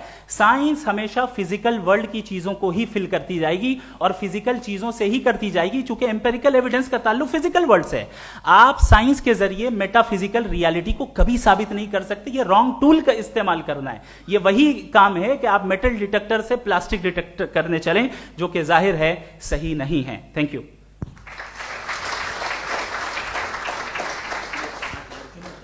जी, ये आर्ग्यूमेंट का राउंड 2 है। हाँ। 7 मिनट है। पहले तो मैं आपसे अर्ज करूं कि आपने कहा कि जब कायनात ही नहीं थी तो वक्त भी नहीं था, कुछ भी नहीं था। कैसे नहीं था? खुदा था। एक एग्जिस्टेंस तो था ना खुदा का। तो जब खुदा था तो वक्त भी होगा। ऐसा नहीं कि कुछ भी नहीं था, खुदा था। अच्छा, बाकी एक आपने कहा साहब आप साबित कीजिए, आपके पास भी लॉजिक है या मेरे पास भी लॉजिक है। आप मेरा जिम्मेदारी नहीं है साबित करना कि खुदा है। बर्टन रसल ने बड़ी अच्छी बात कही। बर्टन रसल ने बड़ी अच्छी बात कही। मैं आपसे अगर ये दावा करूं कि एक चाय की केतली मरीख के चारों तरफ घूम रही है, मार्स के चारों तरफ, तो ये आपका काम नहीं है कि आप साबित करें कि कोई चाय की केतली नहीं है। ये मेरा काम है, मैंने दावा किया है। ये दावा तो मजहबी लोग करते हैं कि खुदा है। मैं क्यों साबित करूं कि नहीं है? जब तक आप मुझे कन्विंस नहीं कर देंगे मैं नहीं मानूंगा। आपकी जिम्मेदारी है, मेरी जिम्मेदारी नहीं है। दोयम ये कि ये जो आप कह रहे हैं, जो गैप्स हैं, ये गैप जब जब किसी मजहब को चैलेंज करते हैं, जब ऐसा कोई बात आती है तो हंगामा हो जाता है कि जब वो चैलेंज करें किसी फेथ को। ये तमाम साइंस जो है इसे मुख्तलिफ जगहों पे मुख्तलिफ वक्तों में मजहब ने रोकने की कोशिश की है। ये किताब है religion and science, Burton Russell की, पढ़िएगा, अच्छी लगेगी आपको। तारीख ही है साइंस, मजहब की साइंस से उसका यही रिश्ता है। अच्छा, अब ये हम सोचें कि बहरहाल ये वजूद जो है मजहब और ये बिलीव इन गॉड इंसान को बेहतर बना देता है। तो एक काम कीजिए, हिंदुस्तान वर्ल्ड का नक्शा लीजिए और मार्क कीजिए कि रिलीजन कहाँ कहाँ ज़्यादा है, कहाँ कहाँ, चाहे वो लैटिन अमेरिका हो या मिडल ईस्ट हो या फार ईस्ट हो या हिंदुस्तान के वो इलाके जहाँ मजहबियत ज़्यादा है। रख दीजिए नक्शा अलग। अब दूसरा नक्शा कि कहाँ कहाँ नाइंसाफ़ी, रिप्रेशन, औरतों के हुकूक की पामाली, जुल्म, डिक्टेटरशिप कहाँ है। नक्शा एक ही होगा। तो आप मुझे बताएं कि जो इसका तरकीब इस्तेमाल क्या है। खुदा का तरकीब इस्तेमाल तो बताइए। आप छोटी सी दवा सड़क पे बेचते हैं, उसकी भी तरकीब इस्तेमाल बताते हैं। इसके इस्तेमाल से तो फायदा नहीं हुआ किसी को। जो सारे के सारे खराब मुल्क हैं, खराब समाज है, वो सारे जुल्म खुदा के नाम पे करते हैं। वो गलत करते हैं, सही करते हैं, मुझे क्या लेना देना उससे। इस्तेमाल से मालूम होता ना। एक विस्की की बोतल कभी शायद देखी हो आपने, लाल रंग की होती है, उस पर रोशनी और छपड़ा इंतहाई खूबसूरत लगती है, क्या बिगाड़ रही है किसी का। उसका इस्तेमाल गलत है, इसलिए आप उसे नापसंद करते हैं। इसका इस्तेमाल गलत है, इस तसव्वुर का इस्तेमाल ही गलत है और हमेशा से गलत हुआ है। आप देख लीजिए, इंसानी तारीख देख लीजिए, आज देख लीजिए, हिंदुस्तान देखिए, दुनिया देख लीजिए, क्या हो रहा है। इसे कैसे इस्तेमाल कर रहे हैं। फेथ वाले लोग क्या फेयर हैं, जस्ट हैं, जो अपने खुदाओं पे यकीन रखते हैं, वो किस तरह के लोग हैं। वो लोगों को इंसाफ देते हैं, वो बेहतर इंसान बने। तो इस दवा का फ़ायदा क्या है। चलो बहुत फ़ायदा हो रहा तो मैं इस्तेमाल कर लूँगा, मैं मुझे तो इस दवा का कोई फ़ायदा दिखता ही नहीं। मुझे तो ऐसा लगता, मैं एक और बात बताऊं, अगर कोई आदमी मजहबी है और अच्छा आदमी है तो मैं उसकी बहुत इज्जत करता हूँ, इसलिए कि मेरा ख्याल है मजहबी आदमी का अच्छा होना मुझसे अच्छा होने से ज़्यादा मुश्किल है। भाई हर चीज़ की एक लिमिट है। आप इतना भाग सकते हैं, इतना नहीं भाग सकते, इतना वजन उठा सकते, इतना नहीं उठा सकते, इतना दूर देख सकते हैं, इतना दूर नहीं देख सकते। उसी तरह कॉमन सेंस कहता है कि आप में नेकी का भी एक कोटा होगा। अब आप अगर सुबह जाते हैं अपनी इबादत गाह और इबादत करते हैं तो बाहर निकलते हैं तो आप तो यही महसूस करते हैं कि आपने एक बहुत अच्छा काम किया, आपकी नेकी का एक बहुत बड़ा कोटा खर्च हो गया जिससे किसी का कोई फ़ायदा नहीं हो। मैं तो नहीं जाता हूं, तो मुझे तो किसी को खाना खिलाना पड़ेगा, किसी बेवा की मदद करनी पड़ेगी। मैं अपना कोटा कैसे कंज्यूम करूं? आप अपना कोटा सारे मजहबी लोग इंतहाई यूजलेस कामों में यूज करते हैं। उसके बाद भी अगर आप में बच्ची है थोड़ी सी शराफत, तो भाई वाह, क्या बात है।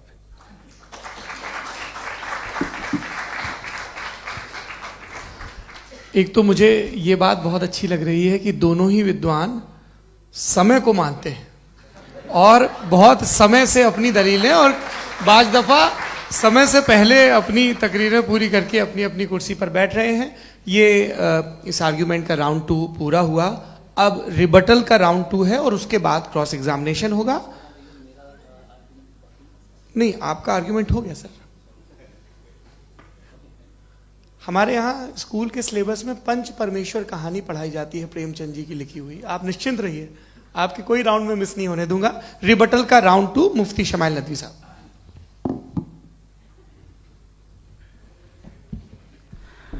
असल में जो हकीकी प्रॉब्लम है, असल प्रॉब्लम है, वो ये है कि जावेद साहब के पास कॉन्सेप्ट ऑफ गॉड क्लियर नहीं है। इन्होंने कहा कि कायनात से पहले खुदा तो था, तब भी तो टाइम होगा। ये टाइम कायनात का हिस्सा है। हम खुदा, उस खुदा को मानते हैं, नेसेसरी बीइंग का टाइमलेस होना जरूरी है, चूंकि वो टाइम का क्रिएटर है। जब उसने टाइम को क्रिएट किया तो वो खुद टाइम पे कैसे होगा? उसने जब स्पेस को क्रिएट किया तो खुद स्पेस में कैसे होगा? अगर वो टाइम एंड स्पेस को पहले से ही उसका पाबंद है तो फिर किस चीज को उसने क्रिएट किया? लिहाजा ये सवाल गलत है कि खुदा था तो टाइम होगा। बिल्कुल नहीं, टाइम के पाबंद हम हैं, खुदा नहीं है। हम फिजिकल वर्ल्ड से ताल्लुक रखते हैं, वो मेटाफिजिकल रियलिटी है। दूसरी चीज इन्होंने मिसाल दी कि चाय की केतली हवा में घूम रही होगी, और पता नहीं शायद वो बर्टन रसल का उन्होंने हवाला दिया। बहरहाल यही प्रॉब्लम है। प्रॉब्लम यही है कि हम चीजों के दरमियान डिफरेंशिएट नहीं कर पाते। ये जो आपने मिसाल दी ये इमेजिनेशन है, और मैं जो साबित कर रहा हूं वो लॉजिकल नेसेसिटी है। आप इमेजिन करने आए तो कुछ भी करें, जुपिटर में पिंक एलिफेंट होगा, यूनिकॉर्न होगा, करें, उससे कायनात पे क्या फर्क पड़ता है? उससे आप लॉजिकल नेसेसिटी साबित नहीं कर सकते। मैं तो उस प्राइम कॉज की बात कर रहा हूं, उस नेसेसरी बीइंग की बात कर रहा हूं जिसके बगैर इस कायनात का एग्जिस्टेंस मुमकिन नहीं है। दूसरी चीज, मजहब को साइंस चैलेंज करती है वगैरह वगैरह, ये हमारा टॉपिक ही नहीं है।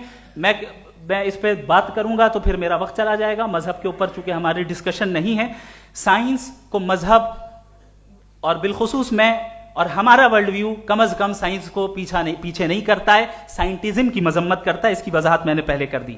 दूसरी चीज इन्होंने कहा वर्ल्ड का नक्शा लीजिए, वर्ल्ड मैप लीजिए, 2 अलग अलग जगह की। हजरत, मैंने ये होमवर्क किया था और मैंने मिडिल ईस्ट का एक नक्शा लिया और यूरोप का एक नक्शा लिया। ये मजहबी इलाका और ये लिबरल और एथीस्ट इलाका। मुझे पता चला कि सबसे ज्यादा रेप केसेस जो हैं वहां पर है।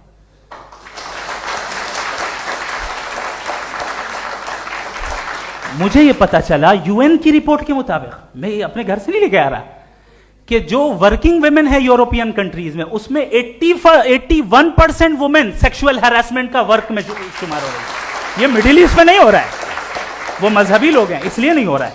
दूसरी चीज, आपने ये कहा कि मजहबी आदमी का अच्छा होना हमारे अच्छे होने से बहुत मुश्किल है, बहुत मुश्किल है। तो इसका मतलब यह है कि गॉड के अलावा आपके पास अच्छे और बुरे का कोई स्टैंडर्ड है। मैं चाहूंगा कि कन्वर्सेशनल स्टाइल वाली डिस्कशन और सेगमेंट पे इसी पे बात कर लेते हैं। Thank you very much.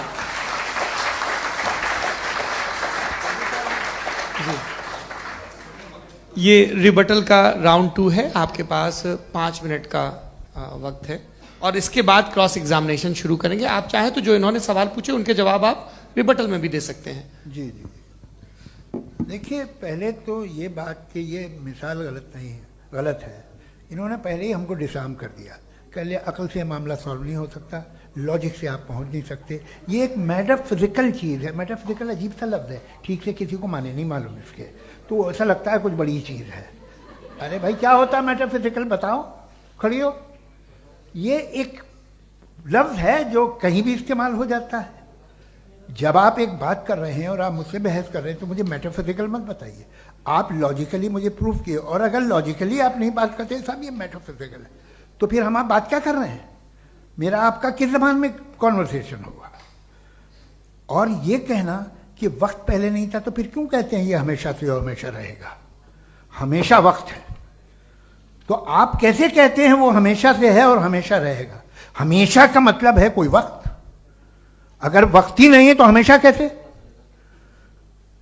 बाहर वो रहेगा।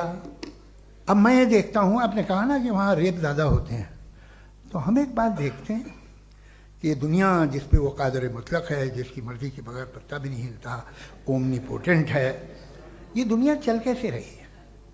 और इस दुनिया का हाल क्या है? 45,000 बच्चे जो 10 साल की उम्र से कम थे वो गाजा में मरे।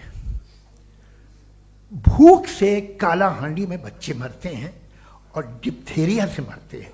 डिप्थेरिया अजीब मर्ज है, गले में जाली बनना शुरू होती है, बच्चा नीला हो जाता है, गरीब का बच्चा, इसलिए कि उपास इलाज में। ये कादर मुतलक है जो चाहे कर दे, इससे आप दुआएं मांगते हैं हमारी ये काम कर दे वो कर दे, तो इसका मतलब डे टू डे लाइफ में वो इंटरफेयर करता है और ये देख रहा है वो। अगर वो वाकई भी है फॉर डिस्कशन सेक, तो मैं जब दुनिया देखता हूं तो मेरे दिल में उसके लिए कोई इज्जत नहीं पैदा होती। ये क्या कर रहे हो तुम पूरे ऑल पावरफुल हो, ओमनीपोटेंट हो, ओमनी प्रेजेंट हो, तुम तो वहां गाजा में रहे होगे ना, तुम हर जगह हो। तुम देख रहे थे कि बच्चे की कैसे धज्जियां उड़ रही, तुम देख रहे थे और तुम चाहते हो मैं तुम्हारी परस्तिश करूंगा, तुम हो भी। अरे यार, इसके अच्छे तो हमारे चीफ प्राइम मिनिस्टर हैं, कुछ तो ख्याल करते हैं। कमाल है, आप किसकी इबादत कर रहे हैं? अगर वो है भी, ये दुनिया नाइंसाफी से, जुल्म से, जबर से, तशद्दुद से भरी हुई, और आप ये मत कहिएगा कि वो देख रहा है और वो बताएगा एक दिन। अगर वो देख रहा है और इंटरफेयर नहीं करता तो आप दुआ क्यों मांगते? आप कहते हैं मेरा ये काम करा दे, इसके मतलब है वो दखल दे सकता है, वो आपको नौकरी दिलवा सकता है, भले दूसरे आदमी को न मिले, मगर आपका काम कर देगा चूंकि आपने दुआ मांगी है। तो जब वो आपको नौकरी दिला सकता है, लड़की की शादी कर सकता है, बेटे को ग्रीन कार्ड दिलवा सकता है, तो कम से कम ये जो मर रहे हैं बच्चे, इनको रोक दे, कुछ तो करे। मुझे तो दुनिया में, इस दुनिया का कोई मालिक है, इसका ओमनीपोटेंट कोई रूलर है, और ये दुनिया ऐसी चल रही है। मैं तो चाहूंगा कि भाई ना हो, अगर हो तो बड़ी शर्मिंदगी की बात है। शुक्रिया।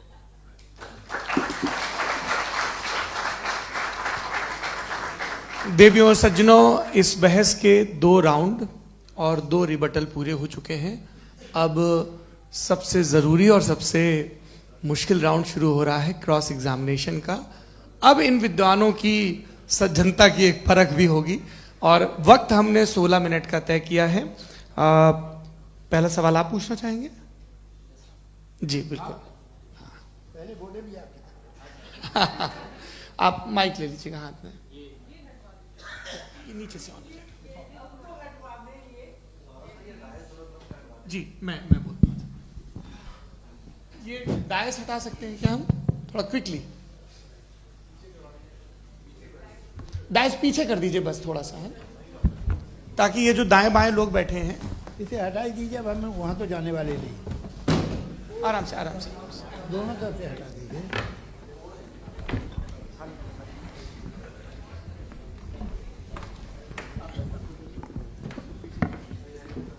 इस बीच आप लोग भी अपने अपने सवाल तैयार कर लें। ये ध्यान रखेंगे कि मैं यहाँ से सवाल लूंगा, आप लोगों को अपना हाथ ऊपर करना है, अपना नाम बताना है और अधिकतम 3 वाक्यों में अपना सवाल पूरा करना है। कई लोग सवाल की जगह भाषण देने लगते हैं, उससे आज बचना है। जी मुफ्ती साहब, पहला सवाल आपका, 16 मिनट है, हम दोनों लोगों के सवाल लेंगे। जी जी बहुत शुक्रिया। आपकी जो अभी बात हुई बहुत अहम थी, मैं इसको चाहूँगा कि आगे डिस्कस करूँ, लेकिन चूंकि अभी ये वो सेगमेंट है क्रॉस एग्जामिनेशन, तो सबसे पहला सवाल आपसे ये है कि जो मैं इतनी देर से कॉन्टिंजेंसी आर्ग्यूमेंट आपको बता रहा था, ये अकल से ही बता रहा था हजरत, आप ये बताएं कि आप इन्फिनिट रिग्रेस ऑफ कॉजेस को पॉसिबल मानते हैं या नेसेसरी बीइंग के एग्जिस्टेंस को सही समझते हैं? चूंकि 2 ही ऑप्शन हो सकता है, आप ये बताएं। देखिए, आपको मैं ईमानदारी से बात करूं, एक तो मैं कॉन्टिजेंसी वर्ड ठीक से समझता हूं और इस वक्त भी जो आपने अंग्रेजी के अल्फाज इस्तेमाल किए वो ज़रा थोड़े से मुझे डिफ़िकल्ट और कॉम्प्लिकेटेड लगे, तो आप ज़रा सिंपल ज़बान में सवाल कर सकते हैं। बिल्कुल कर सकता हूँ। जी। यूनिवर्स की हर चीज कॉन्टिंजेंट होने का मतलब यह है कि वो अपने एग्जिस्टेंस में किसी के ऊपर डिपेंडेड है। जो भी चीज डिपेंडेड होगी वो चीज इंडिपेंडेंट नहीं हो सकती, तो उसका कोई ना कोई कॉज होगा।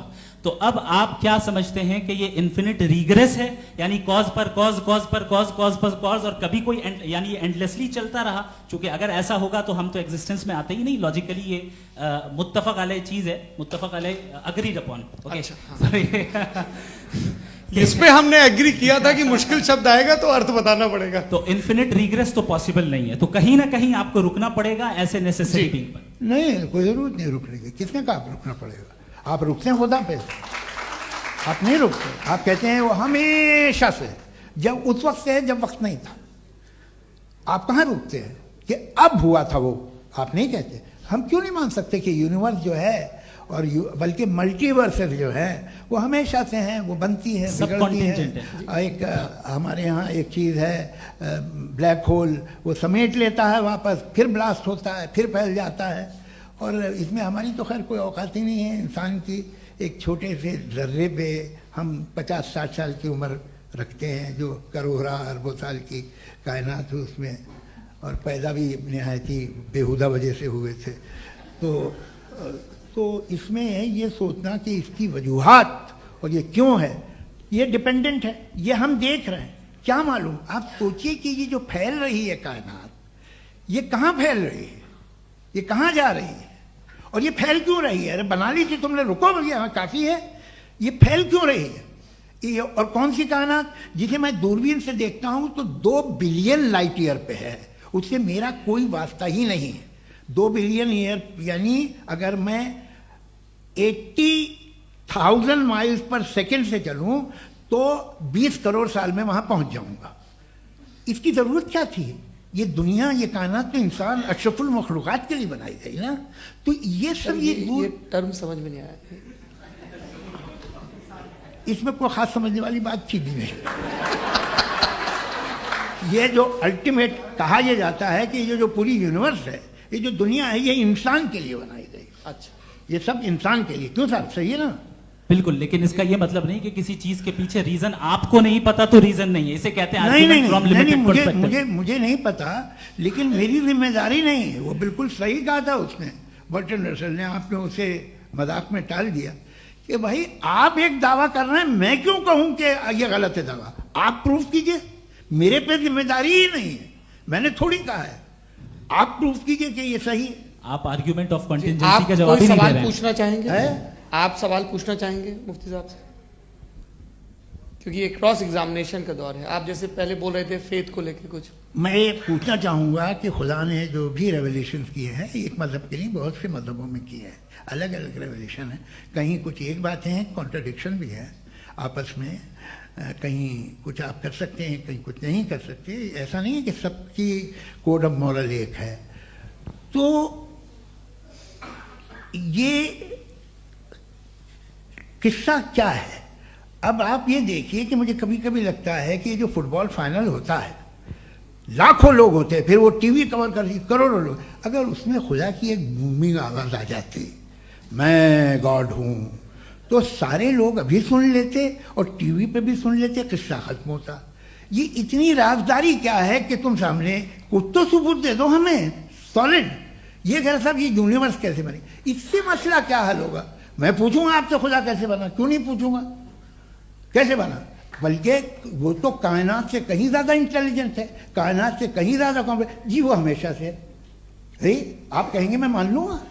अच्छा, दोयम वो कादिर मुखलक, यानी कादिर मुखलक का मतलब ओमनीपोटेंट, वो जो चाहे कर सकता है। आपको नौकरी दिलवा सकता है, आपकी अच्छी जगह शादी करवा सकता है, आपके पड़ोसी का मुकदमा हरवा सकता है, आपको जिता सकता है, सब काम करता है। थोड़ा सा माइक क्लोज जी। वो इस दुनिया को चला कैसे रहा है? ये दुनिया कैसे चल रही है? आपको इस पर हैरत नहीं होती? या क़यामत के बाद कभी एक जस्टिस होगा, जब ये बच्चा मर चुका होगा, जिसकी धज्जियाँ उड़ गई बम से, इसको इंसाफ मिलेगा तब?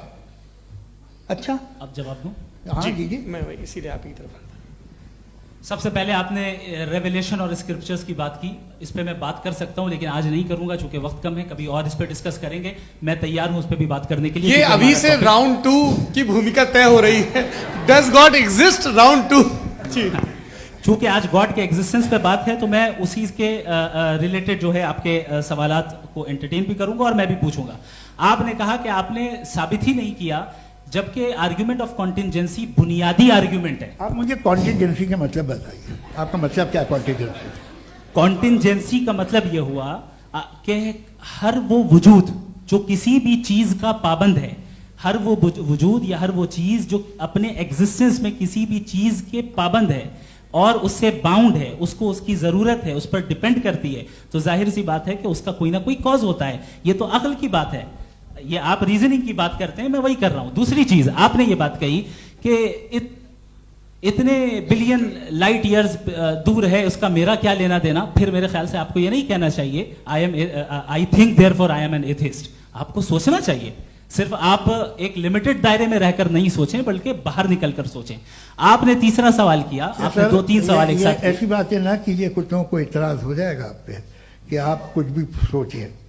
ये इजाजत आपको है नहीं, मुझे है।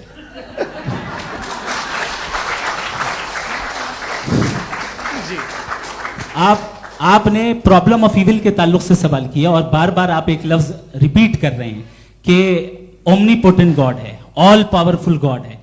यही तो दरअसल समझना है कि गॉड का कॉन्सेप्ट क्या है। प्रॉब्लम ऑफ इविल जो है, प्रॉब्लम ऑफ इविल दर हकीकत 2 असम्पशंस पर कायम है। अगर आप इन 2 असम्पशंस को समझ जाएं तो ये प्रॉब्लम नहीं रहेगी, आर्ग्यूमेंट आपको समझ में आ जाएगी कि ये कोलैप्स कर जाता है। पॉइंट नंबर 1, यानी जो आपका सबसे पहला फॉल्स असम्पशन है कि गॉड मर्सीफुल है, ओमनीपोटेंट है, दुनिया में जुल्म हो रहा है। लेकिन आपको यह समझना चाहिए कि हमारे वर्ल्ड व्यू के मुताबिक गॉड सिर्फ ओमनीपोटेंट और सिर्फ मर्सीफुल नहीं है, बल्कि वो ऑल वाइज भी है और वो ऑल नोइंग भी है। उसके हर काम के पीछे हिकमत और विजडम है। ये कोई जरूरी नहीं है कि वो हिकमत और विजडम आपको समझ में आए या मुझे समझ में आए। अगर आप जो समझ रहे हैं उसके मुताबिक आप फैसला कर रहे हैं, ये लिमिटेड पर्सपेक्टिव से आर्ग्यूमेंट है। और इस चीज को हम अपनी दुनिया में, अपने लाइफ में, डेली लाइफ में इस प्रिंसिपल को एक्सेप्ट करते हैं। हम जब किसी डॉक्टर के पास जाते हैं, डॉक्टर के पास जाकर वो अगर उसने हमें कोई दवाई दी है तो हम ये तो नहीं कहते कि जब तक आपके पास जितना नॉलेज और जितना विजडम नहीं है, आपने क्यों ये दवाई दी है, तब तक हम इस चीज को एक्सेप्ट नहीं करेंगे। नहीं कहते, हम उसकी अथॉरिटी को तस्लीम करते हैं। क्यों? क्योंकि उसकी हम जानते हैं कि वो नॉलेजेबल है, वो विजडम वाला है, हमसे ज्यादा नॉलेज और हमसे ज्यादा विजडम है। बताएं सर। नहीं, डॉक्टर में और खुदा में बड़ा डिफरेंस है। डॉक्टर पढ़ा लिखा होता है, एक तो मैं उसकी बात सुनूंगा। 2 ये नहीं, कुछ जवाब तो ये भी नहीं है सर। आप प्लीज, ये आ आप जाइए, अगर चलिए। सब ऑडियंस से बोलने लगेंगे तो हाँ। फिर मतलब नहीं सिविलाइज्ड बहस का। मतलब आप ये कहें कि चूंकि आप डॉक्टर पे बिलीव करते हैं इसलिए खुदा पे बिलीव किए, क्या ये मिसाल आपको समझाने के लिए। आर्ग्यूमेंट है, इस पे आपको एतराज नहीं है। तो सिंपल बात ये है कि मैं अगर ये यकीन कर लूँ कि एक ओमनीपोटेंट, उसकी मसलहत है, ये जो बच्चे मर रहे हैं ये मसलहत है उसकी, मुझे नहीं चाहिए इसकी मसलहत। उसकी मसलहत नहीं, यही तो मसलहत समझना है। मतलब एक्सपीरियंस। अच्छा, इस आपने अभी मेरी बात पूरी सुनी नहीं। मैंने कहा आपका पूरा आर्ग्यूमेंट 2 फॉल्स असम्पशंस पर है। एक फॉल्स असम्पशन मैंने बता दिया, दूसरा फॉल्स असम्पशन यह है कि इस दुनिया में इविल के होने का कोई गुड रीजन नहीं है, जबकि हमारे पास बाज रीजंस मौजूद हैं, हमारे पास बाज वजूहात मौजूद हैं। अगर इस दुनिया में इविल ना हो तो आप गुड को डिफाइन कैसे करेंगे? अगर जुल्म ना हो आप इंसाफ को समझेंगे कैसे? अगर तारीकी ना हो तो आप लाइट को समझेंगे कैसे? बहुत अच्छे। अभी और सुन लें, अभी और बाकी है। ये तो बात बहुत पसंद आई साहब मुझे, कि जब तक रेप ना हो तब तक औरतों की इज्जत का ख्याल आपने मेरा जवाब पूरा सुना ही नहीं। जब तक के बच्चों का कत्ल ना किया जाए तब तक आपको बच्चों की मासूमियत की इज्जत है। आपने पूरा जवाब सुना ही क्या बात है, क्या आपने नुक्ता निकाला? आपने पूरा जवाब सुना ही नहीं। आप सुन लें, मेरी बात सुन लें। ये मैंने आपको एक चीज बताई। दूसरी चीज, इस दुनिया में हम आए हैं टेस्ट के लिए, हमारा टेस्ट हो रहा है और हर इंसान का अलग अलग अंदाज में टेस्ट होता है। और इस दुनिया में अगर इविल मौजूद है तो वो इविल जरिया है हमारे अंदर ह्यूमन नोबल क्वालिटीज को डेवलप करने का और अलग अलग फील्ड में प्रोग्रेस करने का। और अगर हमारे अंदर और इस दुनिया में इविल नहीं होता तो बताइए टेस्ट का मतलब क्या होता? अगर मैं अपने स्टूडेंट को एमसीक्यूज दूं और उसमें सिर्फ राइट आंसर लिख कर दे दूं और कहूं तुम्हारा टेस्ट हो गया, ये मीनिंगलेस है। इस दुनिया में अगर हम टेस्ट के लिए आए हैं तो जाहिर है गुड एंड इविल दोनों मौजूद है। तो अगर गुड एंड इविल दोनों मौजूद है तो ये इविल भी खुदा का बनाया हुआ है। जी हाँ, खुदा का बनाया हुआ है, लेकिन अच्छा, चलो अच्छी बात। जी बिल्कुल, तो बिल्कुल खुदा ने मतलब बनाया है। अभी तो ये है कि जो मेजॉरिटी है दुनिया में वो इविल है, तो ये खुदा एक्चुअली इविल के साइड पे लग रहा है मुझे। बिल्कुल भी नहीं, मैं बताता हूं। मेजॉरिटी में तो वो है। क्या बात कर रहे हैं भाई आप? मैं बहुत- कोई भी जो मुंसिफ होगा, चाहे आपका अपना घर हो जिसके आप सबसे बड़े हैं, चाहे आपकी ऑर्गेनाइजेशन हो जो आप चलाते हैं, वहां पर आप इवल रखेंगे साबित करने को कि बाकी लोग शरीफ हैं। मेरी बात सुन क्या लें। ये आर्ग्यूमेंट ही गलत है? अगर- कि जब तक के कोई इवल नहीं होगा तब तक के शरीफ आदमी शरीफ नहीं लगेगा। अगर एग्जामिनर गलत ऑप्शन दे रहा है तो एग्जामिनर इविल नहीं हो गया, जो गलत ऑप्शन को सेलेक्ट कर रहा है वो फेल होगा। क्रिएटर ने इविल को बनाया है, लेकिन वो इविल नहीं है। अच्छा, सुनिए मेरी बात, चलिए, लेट मी कंप्लीट सर। जी जी। क्रिएटर ने इविल को बनाया है टेस्ट के लिए, वो इविल नहीं है। इविल वो होगा जो उसे इख्तियार करेगा। छुरी को बनाने वाला गलत नहीं होता है, छुरी का गलत इस्तेमाल करने वाला गलत होता है। रेप को कैसे गलत इस्तेमाल करते हैं? रेप इंसान के फ्री विल का नतीजा है। ये रेप कैसे गलत इस्तेमाल होता है? ये मुझे अब सुन ले, अब सुन ले। गलत इस्तेमाल होता है। हाँ मैं बता रहा हूँ ना, रेप कैसे गलत इस्तेमाल? मैं बता रहा हूँ जी। कि जो इविल इस दुनिया में मौजूद है उसके कई सारे तरीके हैं। एक तरीका इंसान का अपना फ्री विल है। अब अगर कोई रेपिस्ट रेप कर रहा है तो इसका गॉड का कसूर नहीं है, वो अपने फ्री विल का गलत इस्तेमाल कर रहा है, उसको सजा मिलनी चाहिए। अच्छा। और उसी के लिए जहन्नम बनाई गई है। ये फ्री विल का भी बड़ा चक्कर। आप जब कोई बुरा काम करते हैं या कोई बुराई होती है तो ये कहा जाता है कि ये फ्री विल है। 7 billion free wills are moving on this planet. 7 billion free will. और एक आदमी अपनी फ्री विल से मुझे कत्ल कर दे तो मैं खुदा की मर्जी से मरा हूं कि इसकी फ्री विल की वजह से? मेरी मौत खुदा के हाथ है या ये फ्री विल वाले के हाथ है? खुदा ने फ्री विल का निजाम बनाया है और उस निजाम का गलत इस्तेमाल करके कोई आपको ये मार गलत रहा है, इस्तेमाल करके मेरा कत्ल कर देता है। अब मेरी मौत का जिम्मेदार कौन है? वो इंसान जिम्मेदार है। वो इंसान। जी। तो ये कहना कि और उसको सजा मिलेगी। तो अब आप आगे चलिए कि ये तय करना कि अल्लाह ही या खुदा, सॉरी अल्लाह ने, खुदा ही जिंदगी देता है, खुदा ही मौत देता है, ये गलत है। बिल्कुल गलत नहीं है। हाँ, नहीं, निजाम उसी ने बनाया फ्री विल का। निजाम मौत और हयात का उसी ने बनाया। You are contradicting yourself. अभी आपने कहा कि एक आदमी ने फ्री विल से आपको मार दिया, इसमें उसे फ्री विल दी गई थी, उसने गलत इस्तेमाल किया। 7 billion free wills are moving on this planet और आप चाह रहे हैं कि मैं सिर्फ खुदा का ध्यान करूं।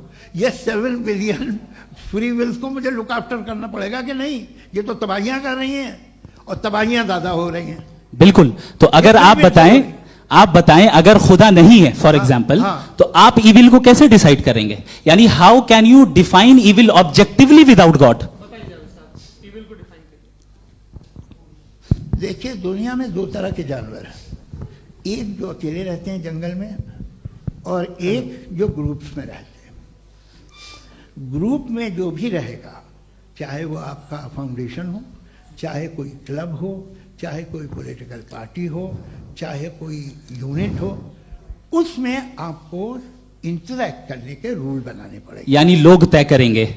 लोग तय करेंगे। अगर लोगों ने यह तय किया कि किसी का रेप करना सही है, आप जस्टिफाई करेंगे? नहीं, आपका फाउंडेशन तो ये हो गया ना कि लोग ही विल डिसाइड दुनिया करेंगे। में- नहीं, अरे दुनिया में ऐसे ग्रुप्स हैं जो रेप को जायज मानते हैं सर्टेन हालात में। मैं डिटेल में नहीं जानूंगा, आप भी जानते हैं। ये जो आईसिस वाले थे जिन्होंने क्या किया था, तो उन्होंने क्या किया उसका खुदा से कोई ताल्लुक नहीं है सर। मैंने सिंपल सवाल किया कि इविल को आप डिफाइन करते कैसे हैं? आगे वापस आइए जी। आप साथ में तभी रह सकते हैं जब कुछ आप ऐसे उसूल डेवलप करें जिसमें हर एक का बेसिक तहफ़्फ़ुज़, हर एक का बेसिक राइट हो और हर एक को कोई आराम मिले। यही तरीका है किसी भी ऑर्गेनाइजेशन जिसमें एक से ज़्यादा लोग हैं और वो ऐसे चलती है ज़िंदगी। उसमें अगर आप गड़बड़ करेंगे तो तबाही होगी, नुकसान होगा, बर्बादियाँ आएंगी। और अगर उसमें आप घर ले लीजिए ना, एक हस्बैंड है, एक वाइफ है, बच्चे हैं, वालदा भी हैं, 2 बहनें भी हैं, एक भाई भी है। अब इसमें कोई निज़ाम आपको चाहिए साथ में रहने का, और एक दूसरे पे भरोसा रहे, एक दूसरे के बहीख्वाह हों, एक दूसरे की मदद करें, ऐसी जिंदगी। सर आपकी बात आ गई, आप ये कह रहे हैं कि लोग डिसाइड करेंगे क्या सही है क्या गलत है, यही है? मेजॉरिटी डिसाइड करेगी क्या सही है क्या गलत है? अरे भाई बिल्कुल। मेजॉरिटी अगर ये कहे कि नाजी जर्मनी के साथ जिस तरह मेजॉरिटी थी कि जेनोसाइड करना सही, आप जस्टिफाई करेंगे? उस वक्त आपका ये सवाल सिर्फ उसके बाद क्लोजिंग। हाँ, उस वक्त प्लेनेट पे जो लोग थे उनमें कितने लोग हिटलर को सही समझते? अच्छा, प्लेनेट की मेजॉरिटी तय करेगी, सोसाइटी की नहीं। प्लेनेट की मेजॉरिटी गॉड के एग्जिस्टेंस को सही मानती है, आप क्यों नहीं मानते? ये हेलो हेलो हेलो, ये क्रॉस क्वेश्चन का राउंड यहां पर समाप्त होता है। और ये बड़ा अच्छा है कि इस तरह से फ्रेगमेंट कर दिया गया है ताकि जो मरकरी ऊपर जा रहा है नीचे जवाब आ दे जाए। दूं। जी, प्लेनेट की ज्यादातर मेजॉरिटी कुछ दूसरे मजहबों के खुदा को मानती है। आप उन्हें क्यों नहीं, आप तो मेजॉरिटी की बात कर रहे अच्छा, हैं। ये मैंने क्लोजिंग majority की बात- आप ये कह रहे हैं इविल और गुड को डिसाइड मेजॉरिटी करेगी, मेजॉरिटी जो कर दे वो सही हो जाएगा। अरे क्लोजिंग इसको जैसा आप ही लोगों ने तय किया है उसी फॉर्मेट को फॉलो कर लेते हैं। हाँ। भाई मैंने तो भले लोगों पे एतबार किया और तब मॉडरेशन तय किया। जी, आपके पास 5 मिनट का वक्त है, क्लोजिंग आर्ग्यूमेंट है, उसके बाद हम ऑडियंस से क्वेश्चन आंसर लेंगे जावेद साहब की क्लोजिंग आर्ग्यूमेंट के बाद। Okay, Your time starts now. बहुत शुक्रिया। जी। हमारा जो टॉपिक है डज गॉड एग्जिस्ट, मैं इस पे इतने एकेडमिक तैयारी करके आया था, मुझे था कि मैंने सोचा था कि कई सारे मैं आर्ग्यूमेंट्स दूंगा, लेकिन वक्त की भी किल्लत और जावेद साहब बार बार इधर उधर चले जा रहे थे तो उसको भी थोड़ा एंटरटेन करना पड़ गया। डज गॉड एग्जिस्ट पे मैं एक ही आर्ग्यूमेंट दे पाया। आर्ग्यूमेंट्स बहुत हैं और डेफिनेटिव आर्ग्यूमेंट्स हैं, और मेरे आर्ग्यूमेंट को किसी एक राउंड में भी इन्होंने एंटरटेन नहीं किया और रेफ्यूट नहीं किया। एक राउंड में भी नहीं, एक राउंड में भी नहीं। कौन सा? और ना ही अभी अभी आपका क्लोजिंग आर्ग्यूमेंट आएगा नहीं, वो उसमें। बता देना। Argument of contingency sir. अरे मैं आपसे कई बार कह चुका हूँ कंटीजेंसी का मतलब अब मैं कैसे समझाऊं Please, आपको? please, और आपस में हाँ, आप और please, कितने please. आसानी से समझाऊं मैं, मुझे तो नहीं समझ में आ रहा है। बस- आप अपनी- sir, argument sir, of contingency Urdu में बोल सकते हैं। हाँ, आप अपनी बात पूरी कर लें। जी। आखिरी 4 मिनट। दूसरी चीज, just a minute please ma'am, can I talk? दूसरी चीज ये है कि आपने एक तो इसका जवाब नहीं दिया, दूसरा आपने गॉड के ना होने पर कोई डेफिनेटिव आर्ग्यूमेंट नहीं दिया, सिर्फ मजहब पे बात कर रहे हैं आप। मजहब तो आज हमारा टॉपिक ही नहीं था।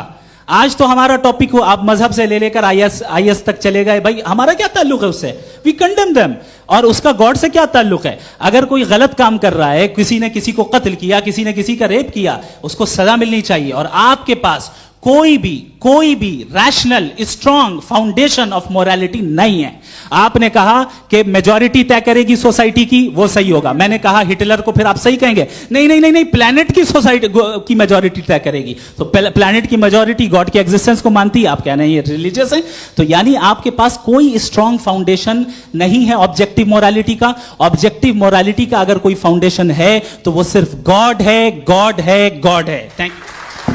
जी, ये मुफ्ती शमाइल नदवी साहब का क्लोजिंग आर्ग्यूमेंट था। अब हमारे पास जी ये बड़ा अच्छा है कि दोनों लोगों को मॉडरेटर से शिकायत भी और बोल रहे भाई हमारी शाबाशी भी तो करते चलो। अब मेरी बात जी, आपके पास जावेद अख्तर साहब 5 मिनट का वक्त है, ये आपका क्लोजिंग आर्ग्यूमेंट है। टाइम रीसेट कर दें। जी देखिए, बहुत सारी बातें हैं। गॉड का डेफिनेशन दुनिया के किसी भी रिलीजन में है कि वो ओमनीपोटेंट है, ओमनीप्रेजेंट है, he is just, he is kind, he loves you and so on. मैं जब दुनिया देखता हूँ तो मुझे कोई ऐसा सुप्रीम पावर यहाँ दिखाई नहीं देती है जो इंसान की बहबूदी के लिए कुछ कर रही हो, कमज़ोर को बचा रही हो, मदद कर रही हो, जालिम को पीछे हटा रही हो। मैं नहीं देखा, तारीख में नहीं। एक तो अगर है और ये देख रहा है तमाशा, तो उसका होना न होना बराबर है। दोयम ये कि ये जो है, जब आप ये कहते हैं कि कायनात जिसकी कंटीजेंसी है, मैं देखिए वो लफ्ज़ इस्तेमाल किया मैं, तो ये कैसे हो सकती है भाई? और फौरन आप सरेंडर कर देते हैं कि जाहिर है कि इसका बनाने वाला तो इससे 10,000 गुना ज़्यादा कॉम्प्लिकेटेड होगा। उस पर आपके होने पे कोई इतराज़ नहीं है। उसे वो टाइमलेस है, वो पहले से था, टाइम तो बहुत बाद में आया। ये सब आप मानने को तैयार है जिसका आपके पास कोई सबूत नहीं, आपके पास कोई रीज़न नहीं। आपकी तारीख क्या है मजहबों की? बिलीफ की, जो खुदाओं का बिलीफ है, ये कॉन्स्टेंटली गलत साबित होता रहा है। मतलब आप कहें कि अरिस्टोटल के ज़माने में तो सब जाहिल थे, वो भी इतने ही यकीन से खुदा पे यकीन रखते थे, जो अब नहीं रहा, ये भी नहीं रहेगा, आप लिख लीजिए। और इसके आसार आपको दुनिया में दिखाई देना शुरू हो चुके हैं। ये बहस क्या आज से 100 साल पहले इस तरह हो सकती थी? यहाँ तक तो आपको हम ले आए हैं। तो सर अरे इनको मदद की जरूरत नहीं भाई, ये सेल्फ सफिशिएंट आदमी है, आप क्यों इनकी मदद कर रहे हैं? Sir please. तो ये जो है तमाम बातें अपनी जगह हैं। ये एक पैकेज है। आप अकेले, कोई आदमी ऐसा नहीं जो सिर्फ गॉड को मानता हो, उसके साथ बहुत पैराफर्नेलिया आता है, अलग अलग पैराफर्नेलियाज आते हैं। They have always created chaos in the society. मैं तो आपको सीधा ऑफर देता हूँ कि दुनिया में 10 इम्पॉर्टेंट बिलीव्स हैं। आप 1 मानते हैं, 9 नहीं मानते, 9 में आप एथीस्ट हैं, 9 को आप बिल्कुल रीजनेबली मेरी तरह देखते हैं। तो 90 मजहबी आदमी भी 90% एथीस्ट है, वो दूसरे खुदा नहीं मानता, एक खुदा मानता है अपना वाला, बाकियों को कहता है गलत है। अगर आप मानना ही बंद कर दे तो आपका 10% चांस है कि आप सही हैं और 90% चांस है कि आप गलत हैं। मेरा मशवरा है आप मानना छोड़ दिए तो 50% चांस होगा कि आप सही हैं और 50% चांस होगा, 40% आप गेन करेंगे बाय बिकमिंग एन एथीस्ट।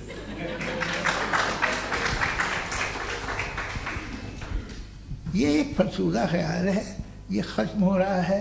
हो सकता है मेरी ज़िंदगी में ना हो, लेकिन ये हो जाएगा। जो बातें ये इनको आप मेटाफिजिकल, ये वो ऐसे रिस्पेक्टेबल टर्म दे दिए, ये तो उन लोग के हैं जिन्हें ना फिजिक्स मालूम थी ना मेटा मालूम था, ये उन्होंने आपको दिए हैं। जी बहुत शुक्रिया आप दोनों लोगों का। और अब इस बातचीत का आखिरी राउंड शुरू होगा, डज गॉड एग्जिस्ट की ये बहस मुफ्ती शमाइल नदवी और जावेद अख्तर साहब के बीच। आप लोग अपने अपने हाथ ऊपर करेंगे, मैं यहाँ से तय करूँगा। और माइक हमारे पास है क्या? एक ही माइक है ऑडियंस के लिए? 2 माइक है, एक इस तरफ एक इस तरफ, ठीक है। तो जी सबसे पहले हमारी सहयोगी है मारिया शकील जी, पूछिए सवाल। थोड़ा सा रुकेंगे ताकि कैमरे का फ्रेम आप पर आ जाए, आपकी तो प्रैक्टिस है टीवी की। जी नदवी साहब, मैं खुदा को मानती हूँ, पहले मैं इसी प्रमाइस से शुरू कर रही हूँ और ये बता रही हूँ आपको, मैं मानती हूँ। लेकिन कुछ सवाल हैं जो जावेद साहब ने उठाया, उसका जवाब आपको देना चाहिए। पहला सवाल ये कि गजा में सालों से छोटे बच्चे मर रहे हैं, वो उनको, अगर खुदा मर्सीफुल है, हम मानते हैं कि अल्लाह ताला में बहुत ताकत है, तो वो बच्चे क्यों मर रहे हैं? दूसरी बात ये कि अगर कंटिजेंसी की जो आप बात करते हैं, पूरे मुस्लिम ममालिक मिल करके भी उन गजा के बच्चों को क्यों नहीं बचा पा रहे हैं? क्योंकि अगर वो चाहते, क्योंकि अल्लाह ताला उन पर हुकूमत करते हैं, सब पर हुकूमत करते हैं, तो वो उनको क्यों नहीं बचा? जी थैंक यू वेरी मच। बहुत अच्छा किया आपने इस चीज को जिक्र कर दिया, मैं इसको और अच्छे से एक्सप्लेन करने की कोशिश करता हूं। देखें, जहां तक आपने कहा कि गजा के बच्चों को मारा जा रहा है, देखें 2 वर्ल्ड व्यू है, एक एथीस्टिक वर्ल्ड व्यू, एक थीस्टिक वर्ल्ड व्यू है। बच्चे मर रहे हैं दोनों वर्ल्ड व्यू में, लेकिन हमारा वर्ल्ड व्यू कह रहा है कि रिकॉम्पेंस है, ये कह रहे हैं कि उनका मरना बेकार जाने वाला है, कोई उसका रिकॉम्पेंस नहीं है, चूंकि इनके यहां आखिरत और अल्लाह का कोई तसव्वुर या गॉड का कोई तसव्वुर नहीं है।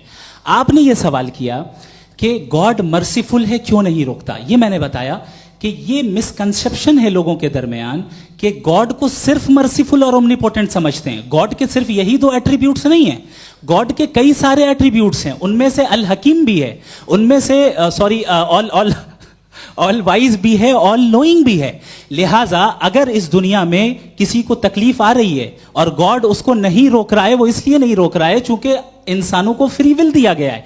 ठीक इसी तरीके से अगर एक डॉक्टर किसी छोटे बच्चे को इंजेक्शन लगा रहा है, उसे तकलीफ पहुंच रही है, उसके लिमिटेड पर्सपेक्टिव के एतबार से यह गलत हो रहा है और डॉक्टर बुरा है। लेकिन जब आप ब्रॉडर पिक्चर को देखेंगी, आपके और हमारे पास सिर्फ एक पिक्सल है, हमें इतना नजर आ रहा है कि गजा में कत्ल हो रहा है, लेकिन इसके पीछे कितना रिकॉम्पेंस उनको मिलने वाला है, पूरा पिक्चर गॉड के पास है। तो एक पिक्सल से आप पूरे पिक्चर को कभी भी जज नहीं कर सकती। आप इसमें कुछ जोड़ना चाहेंगे? आपको कुछ बोलना है इसमें? भैया आपने बहुत अच्छा जस्टिफिकेशन दिया। या आप वो जो वहाँ के प्राइम मिनिस्टर है इजराइल के, उन्हें भेजिए, वो बहुत खुश होंगे। आप जस्टिफिकेशन दे देना कि अगर गॉड नहीं है तो बच्चे क्यों मर रहे हैं, आप बताएं। जी, वो ये सवाल पूछ रहे हैं कि अगर आप ईश्वर का अस्तित्व नहीं मानते हैं तो उन बच्चों की मौत को आप कैसे इंटरप्रेट करते हैं? भाई ये दुनिया जो है, जो ताकतवर लोग होते हैं वो एक नाइंसाफी करते हैं। तो ये अच्छा काम है आपके नजदीक, तो नेचर नाइंसाफी पे मबनी है। अरे मेरे भाई, आप नेचर की कहाँ बात कर रहे हैं, तो इंसान की बात जी, कर ये रहे तो फिर जब मैं इंसान की बात कर रहा था आप नेचर की बात करने लग क्रॉस गए। एग्जामिनेशन नहीं। हैं। हाँ, अब आप मुझे बोलने नहीं देंगे तो अलग बात है, आप बोलिए, मुझे कोई जल्दी नहीं। जी नहीं, ये क्रॉस नहीं, एग्जामिनेशन एक है। मिनट हाँ। रुकिए। क्रॉस मुझे एग्जामिनेशन। बोल तो लेने दीजिए। जी, बोलिए। ठीक है। बात ये है कि ह्यूमन सोसाइटी तभी साथ में रह सकती है जब वो मोहब्बत से, एकता से, एक दूसरे के एहतराम करके रहे। इसके अलावा पॉसिबल नहीं है, अकेले तो इंसान रह नहीं सकता। वहाँ पर कुछ लोग हैं जो फाउल करते हैं। वो फाउल हम हमेशा से तारीख में होता आया है। आज ये हो रहा है, जो हो रहा है बहुत बुरा हो रहा है, बहुत जालिमाना है, बहुत जाबराना है। उसको आप कहें कि ये बच्चों को कॉम्पनसेशन मिल जाएगा या इसकी इंजेक्शन है, इंजेक्शन तो हेल्थ के लिए दिया जाता है। आप ये कह रहे हैं कि ये बच्चों की जो धज्जियां उड़ रही हैं ये इंजेक्शन है, ये विटामिन टेस्ट का। है, ये टेस्ट है और उस टेस्ट में उनको अगले उनको ऐसा रिकॉम्पेंस मिलेगा जो आपके तस्वुर के बाहर है। ये आप 3 बरस के बच्चे को बारूद से उड़ा के टेस्ट ले रहे हैं। वाह, वो नहीं ले रहा है, खुदा नहीं उड़ा रहा है, इजराइल उड़ा रहा है। जी, ये तो उसको कंडेम अगला करें। सवाल लेते हैं। अगला सवाल लेते हैं प्रोफेसर पुरुषोत्तम अग्रवाल। मुफ्ती साहब, एक निवेदन आपसे है कि कम से कम थोड़ा सा माइक क्लोज एक रिलीजियस और फिलोसफिकल कर मैं प्लीज। एक रिलीजियस और फिलोसफिकल ट्रेडिशन है जो ब्रह्मांड को यानी यूनिवर्स को ही अंतिम मानती है।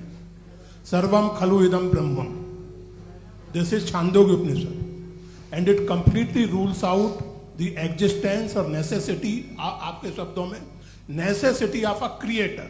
The creation itself is the creator. तो एक minute please.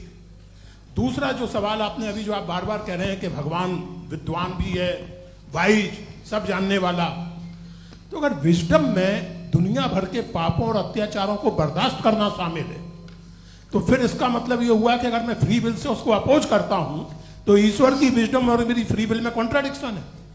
Because when I am opposing whatever is happening in Gaza, then I am opposing the God's will और गॉड्स विजडम। जवाब लेते हैं क्योंकि तो गॉड की विजडम में, एक मिनट सौरभ प्लीज सर, ये एक जुमला, गॉड की विजडम है कि गाजा में जो कुछ हो रहा है वो हो रहा है, मैं उसको अपोज कर रहा हूं, तो मैं गॉड की विजडम के खिलाफ जा रहा हूं। एक सवाल। दूसरा ये नहीं, आपने 2 ऑलरेडी। सर आप और सवाल कर लें, लेकिन मुझे 2 जवाब दे सर, दीजिए। सर, पहले आपने ये सर, कहा, सर, सुनिए मेरी बात सुनिए। भाई इजराइल के गॉड के मुताबिक तुम्हारा ठीक हो रहा है ना? प्रोफेसर, नहीं हो रहा है, ठीक नहीं हो रहा है, मैं बता रहा हूं क्या हो रहा है। आप तशरीफ रखें, मैं बता रहा हूं क्या हो रहा है। Let me complete please. एक सेकंड गाइस, एक सेकंड। ये देखिए, ऐसा है कि ये सब बड़ा आपस में विचार विमर्श के बाद ये तय हुआ था कि कुछ नियम बना लिए जाएं ताकि एक टाइम बाउंड बातचीत चले। और भाई साहब, आप बड़ा जरूरी काम कर रहे हैं लेकिन कैमरे के फ्रेम में आके उस काम को गड़बड़ कर दे रहे हैं। ठीक है गुरु, अब मेरे को कहीं का गुस्सा कहीं निकालना था, सॉरी। नहीं, कोई गुस्सा नहीं है जी। तो प्रोफेसर ने सवाल पूछे, आप उनके जवाब दें। और थोड़ा ये सब लोग थोड़ा ख्याल रखें भाई, सवाल संक्षिप्त रखें जी। आपने 2 सवाल किया। सबसे पहला ये कहा कि हमारे पास ये कॉन्सेप्ट है कि ये यूनिवर्स खुद नेसेसरी बीइंग है, creation itself is the creator. How irrational is this कि मैं एग्जिस्ट करूंगा बाद में, लेकिन अभी एग्जिस्ट कर भी रहा हूं, यानी एक ही टाइम में एग्जिस्ट भी कर रहे हैं, नहीं भी कर रहे हैं। This is not true. दूसरी चीज, आपने कहा कि अगर इजराइल में, सॉरी माफ कीजिएगा, Israel doesn't exist, occupied Palestine में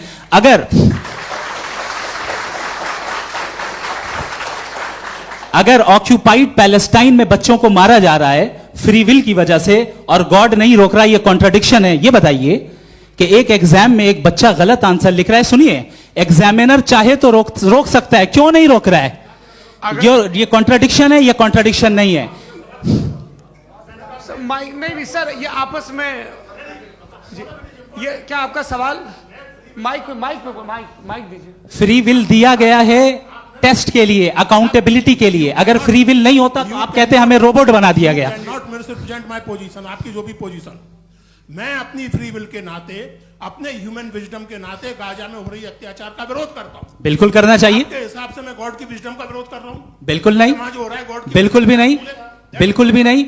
उसका वहां पर गाजा में कत्ल होना ये इंसानों के गलत इस्तेमाल का नतीजा है, फ्री विल के इस्तेमाल का नतीजा है। गॉड इसका हुक्म नहीं देता, उससे रोकता है। यही तो मसला है ना, आपके लिए कॉन्सेप्ट क्लियर? नहीं नहीं भाई, आपने तो बताया था इंजेक्शन लगाने से बच्चे को तकलीफ होती है, ये इंजेक्शन लगा। सर आप ऐसे रेटोरिक स्टेटमेंट दे तब तो कोई नहीं, मसला नहीं आपने समझते बोला कि रहेंगे। Injection this is a rhetoric statement, this is not a logical argument sir. I am sorry, I am sorry. आखिरी 30 मिनट बड़े मुश्किल होने वाले हैं। जी मुफ्ती साहब आगे बैठे हैं, इनको माइक दीजिए। हाँ तरुण, माइक आप अपने पास रखिए, आपको कैमरे का फ्रेम पता है जी। सबसे पहले दोनों को मुबारकबाद। एक सर अपना आप नाम बता दें। मेरा आप अमेरिका में शिकागो में रहते हैं, इतना मुझे याद है। बताया आपको, यासिर नदीम अलवाजदी मेरा नाम है। जावेद सर आपसे एक क्वेश्चन है इन्फिनिट रिग्रेस के ताल्लुक से। एक हाइपोथेटिकल सिनेरियो है, मसलन अगर आप सर माइक थोड़ा सा प्लीज क्लोज रखिए। ओके जी। अगर आप शायर इसलिए हैं कि आपके कोई उस्ताद शायर थे, और वो इसलिए शायर थे कि उनके कोई उस्ताद शायर थे, और इसी तरीके से हम माजी में पीछे चलते चलते चले जाएं और कहीं ना रुके, तो माफ कीजिएगा आप कभी शायर नहीं हो सकते। लेकिन आप शायर हैं, आपका शायर एग्जिस्ट करता है, इसका मतलब यह है कि आप कहीं ना कहीं रुके हैं। तो मेरा सवाल यह है कि क्या आप इन्फिनिट रिग्रेस ऑफ कॉजेस को लॉजिकल फैलेसी मानते हैं या नहीं मानते? हाँ या ना? मैं इन्हें लॉजिकल फैलेसी नहीं मानता हूँ, लेकिन मेरा प्रॉब्लम यह है कि जब मैं नहीं मानता हूँ तो I will continue with this logic जो फैलेसी नहीं हो। आप एक जगह रुक जाते हैं जाके, आप कहते हैं ये गेंद कैसे बनी, ये जजीरा कैसे बना, ये समंदर कैसे बना, ये ज़मीन कैसे बनी, और अचानक गॉड पे जाके आपको ब्रेक लग जाता है। एक बार आप सवाल नहीं करते कि भाई इनको बनाने वाला तो इनसे भी कॉम्प्लिकेटेड होगा, वो कैसे बना, उसके बारे में आपने इत्मीनान कर लिया, वो हमेशा से है। तो अगर आप उसे हमेशा से मानते हैं तो फिर ये मान लीजिए कि कायनात हमेशा से है, क्या तकलीफ फिर हम वजूद में नहीं आते जी है? हम मौजूद नहीं। अच्छा सर सर सर क्यों नहीं हो मैं सकते? बताऊंगा प्लीज प्लीज। जैसे मैंने मिसाल दी आपके शेर, आपका शेर कभी वजूद में ना आता अगर शायर इसी तरह चलते रहते हमेशा। जी माइक माइक मेरे ख्याल से एक सेकंड। इन्फिनिट रिग्रेस का कॉन्सेप्ट क्लियर नहीं हो पाया, ऐसे रहने दें, लेट्स मूव ऑन सर। ठीक है। हाँ थोड़ा सा मॉडरेटर का भी ख्याल रखें। नहीं नहीं आपने तो रखा है, आपने रखा है। यहाँ पे गौहर रजा साहब हैं, वो भी एक सवाल पूछना चाहते हैं। माइक यार नीचे से ऑन कर दिए, नीचे। पहले तो ये कह दूं कि मैं उन बच्चों से शर्मिंदा हूं जिनको गजा में कत्ल किया गया, क्योंकि हमारे होते हुए कत्ल किया गया। लेकिन उससे ज़्यादा शर्मिंदगी इस बात से हुई कि मुझे लगा कि मुफ्ती साहब उसको जस्टिफाई कर रहे हैं। बिल्कुल भी नहीं, आप बहुत ही गलत मुझे बात लगा कह मैं गलत हो सकता हूं। बिल्कुल गलत मैं है। सवाल पूछ रहा हूं, सवाल मैं देखिए, सवाल अगर पूछ रहा हूं। एक मैं सेकंड, जावेद भाई गौर से साहब, एक डिसएग्री सेकंड, करता गौर साहब, हूं। एक सेकंड देखिए, अगर देखिए ऐसा एक सेकंड आप सर वेट अरे आप कुछ मेरे पहले मुझे अपनी बात कह लेने दीजिए। अगर ऑडियंस तय करेगी तो फिर मॉडरेटर का मतलब नहीं। मेरा आप सबसे ये कहना है, ये बहस दो लोगों के बीच में है, एक तरफ मुफ्ती साहब, एक तरफ जावेद साहब। पिछले 1.5 घंटे से ये लोग अपने अपने तर्क रख रहे हैं। आपकी इनसे इत्तेफाकी हो सकती है, ना इत्तेफाकी हो सकती है। मेरे उस्ताद मुझे सिखा गए हैं कि मुखामुखम में असहमति की गुंजाइश बची रहनी चाहिए। अगर मैं आपकी बहुत इज्जत करता हूं गौहर साहब, आपने जो कमाल की किताबें लिखी, साइंटिफिक टेम्परामेंट, लेकिन मेरी ये गुजारिश है आप सबसे कि यदि आप इन लोगों ने जो बोला उन पर टिप्पणियां करेंगे तो ना वक्त की पाबंदी रहेगी ना वो अनुशासन। आप सवाल पूछ लें, उस सवाल में जो बात आ जाए वो आ जाए।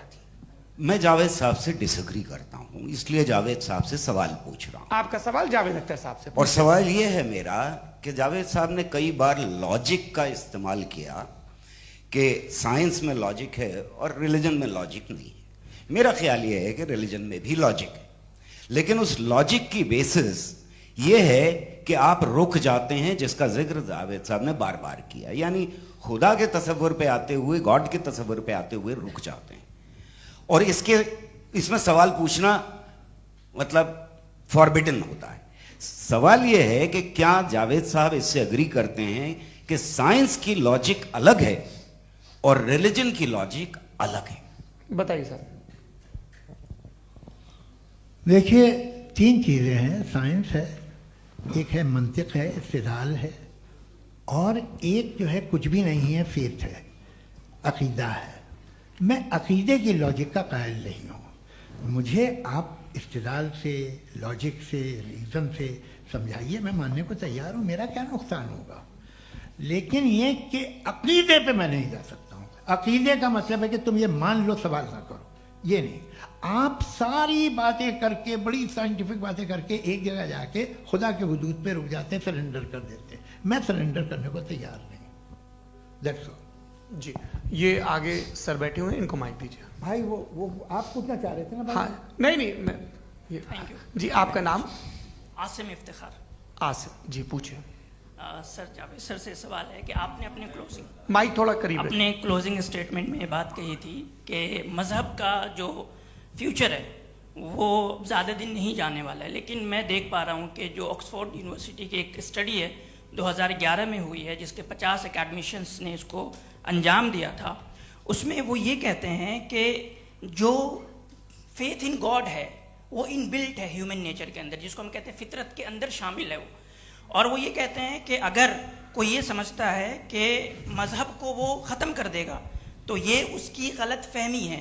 तो आप इसके बारे में, इस स्टडीज़ के बारे में क्या कहते हैं? ठीक है, मैं उनसे एग्री नहीं करता हूँ। वो कौन से प्रोफेसर होंगे, ऐसा उनके क्या पास डेटा है, इन्होंने मैं- डेटा के बेस पे- होगा डेटा क्या हो सकता है?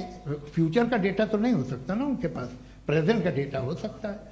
डेटा आपने सुना 100 साल पहले का बाद का डेटा? मैंने तो नहीं सुना आज तक। तो आज उनकी ये राय है और होगी राय, ठीक है। दुनिया में तरह तरह की राय है लोग, लेकिन मैं समझता हूँ कि वक्त के साथ इंसान ज़्यादा से ज़्यादा रीजनेबल और लॉजिकल होता जा रहा है। आज आप देखिए वेस्टर्न यूरोप में क्या परसेंटेज है नॉन बिलीवर्स की, बहुत हाई। वहाँ चर्च खाली पड़े होते हैं। तो अल्टीमेटली तो इंसान कोई ऐसी बात बहुत अरसे तक नहीं मान सकेगा, चाहे गलत या सही, जो उससे उसके दिमाग को, उसके जहन को, उसकी लॉजिक को अपील न करे। वो कह रहे हैं तो ऑक्सफोर्ड के होंगे तो कैम्ब्रिज के होंगे, तो मुझे क्या लेना देना। उनका डेटा मुस्तकबिल का नहीं हो सकता है। जी। दीपक, हाँ पूछिए। मैं आऊंगा, अभी पीछे की साइड भी आऊंगा, माइक वहीं भेजूंगा 2-3 साल के लिए। जी जावेद साहब, आपसे सवाल है। नमस्ते। अरे भाई सर, इनसे अगर भी आप ही पूछिए। लोग को तय करना है तो फिर 200 लोग तय कर लें। ये एक साथ पूछ नहीं रहे सर, हैं। Please don't do this sir. Everybody has a right sir, but we can only take Okay. Selected questions. No no sir, अरे ये भाई, यंग लोग भी आराम हैं से। तो इनकी ये एक अब बात उतने यंग, सुनिए। भाई आप यंग हैं कि नहीं हैं? एक मिनट, वो कह रहे हैं वो भी आएंगे, यंग हैं पूछ रहे हैं ना साहब, भाई। आप उनकी नौजवानी पर दावा उनको ही करने थे।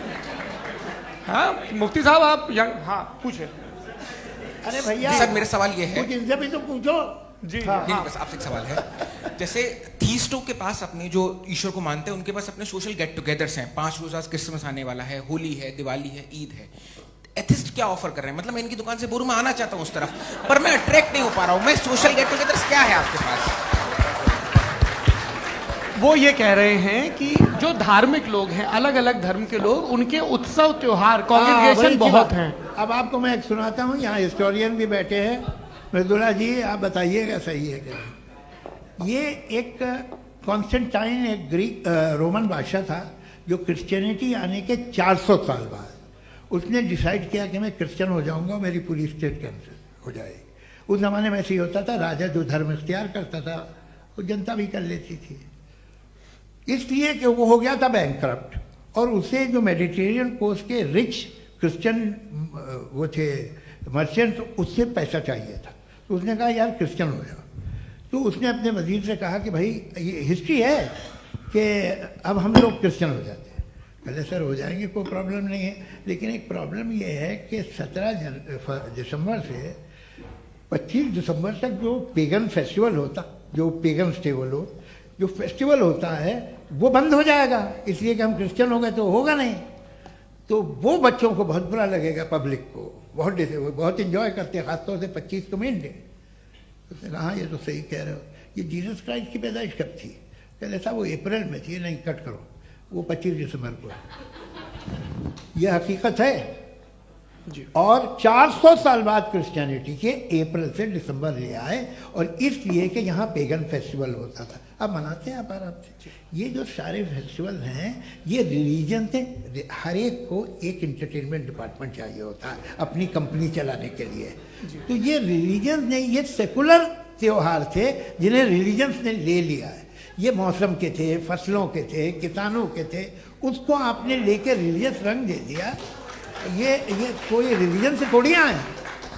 आप अच्छा हमें देखिए, हम तो मुल्द हैं, हम ईद मनाते हैं, हम दिवाली मनाते हैं, हम होली मनाते हैं, हम क्रिसमस मनाते हैं। बम्बई की फिल्म इंडस्ट्री की सबसे बड़ी होली हमारे घर में होती है, सबसे बड़ी ईद हमारे घर में होती है। वो हमारी सोशल वो है, हमारे हेरिटेज है। ऐसा थोड़ी है कि we will throw the baby along with the water. ये तो अच्छी चीज़ है, इन्हें रखो, जो बेकार है फेंक दो। जी हाँ, हेलो जी, मेरा सवाल नादवी जी से है। जैसा कि आपने बोला कि गॉड टाइम के भी परे हैं और गॉड इतनी कॉम्प्लेक्स चीज़ है कि उसे ह्यूमन माइंड समझ नहीं सकता, और गॉड ने अर्थ पे फ्री विल भी दे दी है, तो आप अपना वक्त ज़ाया क्यों कर रहे हैं गॉड के बारे में बात करके? अपन को तो बात करनी चाहिए कि सोसाइटी को बेहतर कैसे करें। जी, मैं गॉड वही बताता है सोसाइटी को कैसे बेहतर करे। अभी मैं आपका जवाब देता हूं। आपने कहा कि टाइम पे वो एग्जिस्ट नहीं करता, सो मेरा सवाल ये है कि जैसा आपने बोला कि गॉड बहुत ही कॉम्प्लेक्स चीज है, मैंने और कहा ही नहीं कि कॉम्प्लेक्स है, तो आपके अल्फाज हैं। कॉम्प्लेक्स का लफ्ज गॉड के लिए सुइटेबल नहीं है। क्यों? क्योंकि कॉम्प्लेक्स वो चीजें होती हैं जो ऑब्जेक्ट हो। God is not an object जिसको आप इंस्ट्रूमेंट के जरिए लेबोरेटरी में जाके टेस्ट करें, oh it's very complex. No, वो कोई कार का इंजन नहीं है। मेरा वो सवाल फिलोसॉफिकली नेसेसरी बीइंग ऐसी बीइंग है जो सिंपल बीइंग है। हाँ, आप उसको मुकम्मल तौर पे उसकी तमाम हिकमतों को जान ले और हर चीज को जान ले, ये पॉसिबल नहीं है, क्योंकि वो ऑल वाइज है, आप ऑल वाइज नहीं है, और वो खुदा है, वो आपको सारी चीजें बता दे, ये जरूरी नहीं। मेरा सवाल ये नहीं था। मेरा सवाल ये था कि जब गॉड इतना परे है इस दुनिया से कि उसने अर्थ पे फ्री विल भी दी है, हम सब ह्यूमंस की फ्री विल है, और जो सोसाइटी में हो रहा है वो अपन लोग डिसाइड करेंगे, तो God अपन के लोग बारे डिसाइड में नहीं बात करेंगे करने ना, की- अपन लोग डिसाइड नहीं करेंगे। गॉड जो है, गॉड ने वो उसकी जात, उसकी एग्जिस्टेंस टाइम एंड स्पेस से परे है, लेकिन वो हमारा टेस्ट ले रहा है और उसी गॉड ने हमें बताया कि तुम्हें क्या करना है क्या नहीं करना है, तो जाहिर है उस गॉड की बात सुनेंगे ना हम। जी, वो पीछे एक चश्मा लगाए जो मैम खड़ी हैं, उनको दीजिए। हाँ, आप जी जी बिल्कुल आएंगे। देखिए, मैं कोशिश कर रहा हूँ सब तरफ जाने की। हाँ, उनको दीजिए माइक। जी, हेलो सर, मैं ओमनी प्रेजेंट नहीं हूँ, टाइम पाबंद हूँ, और जहां तक कोशिश कर सकता हूँ करूंगा। जी, अपना नाम बताइए। मेरा नाम उर्सुला है, मैं दिल्ली यूनिवर्सिटी की एक स्टूडेंट हूँ और मैं स्टूडेंट फेडरेशन ऑफ इंडिया से हूँ। मेरा सवाल मुफ्ती जी से है कि इस हॉल के इस कमरे में बैठ के हम लोग रेप की मोरालिटी के बारे में फिलोसफिकली बात तो कर सकते हैं, बट असलियत ये है कि रोजमर्रा की जिंदगी में औरतें रेप के थ्रू गुजरती हैं, और हम लोग सिर्फ नंबर्स पे इस तरह नहीं देख सकते, क्योंकि कितनी औरतें हैं इन कंट्रीज में जहां पे आप बता रहे हैं कि केसेस कम हैं, जिनका एक्सेस है कि वो जाके केस फाइल कर सकें।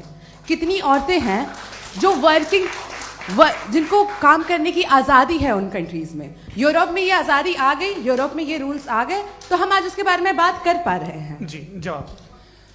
आपने ये कहा कि कमरे में बंद होकर हम लोग इस पर फिलोसफिकली बात कर सकते हैं, लेकिन हकीकत में क्या हो रहा है, वो ग्राउंड लेवल पे क्या हो रहा है, जो बहुत गलत हो रहा है, और वो सफर कर रही हैं। आई अग्री, बहुत गलत हो रहा है, और जो गलत हो रहा है उसको हमें रोकना है। और क्यों रोकना है, वो गलत क्यों है, हमारे पास इसका ऑब्जेक्टिव फाउंडेशन है, इनके पास उसका ऑब्जेक्टिव फाउंडेशन नहीं है। मैं ये कहना चाह रहा हूं कि जहां पे भी जुल्म हो रहा है, जहां पे भी औरत पे जुल्म हो रहा है, या उसकी इज्जत लूटी जा रही है, या उसे तकलीफ पहुंचाई जा रही है, और सिर्फ औरत नहीं, किसी इंसान के ऊपर भी जुल्म हो रहा है, तो उसके खिलाफ खड़ा होना, ये मोरालिटी हमारे पास गॉड के पास से आई है। वरना जावेद साहब तो कह रहे हैं कि जो है मेजॉरिटी डिसाइड करेगी, तो मेजॉरिटी तो कभी भी बदल सकती है। क्या आप नातू? हाँ। ये थोड़ी सी आपको गलतफहमी है। मैं अगर मेरे जुमले से ये मदना निकला या मैंने कहा, तो ये जुमला मैं वापस लेता हूँ। ये मेरा मतलब ही नहीं था कि मेजॉरिटी डिसाइड करेगी। मेजॉरिटी डिसाइड करे तो दुनिया में बड़ी, वैसे आपने कहा था ये जुमला, अच्छा हो सकता है, मैं मान रहा हूँ, बाद में रिकैप कर लेंगे। अरे मैं एक सेकंड में अपनी एक्सप्लेनेशन देता हूँ।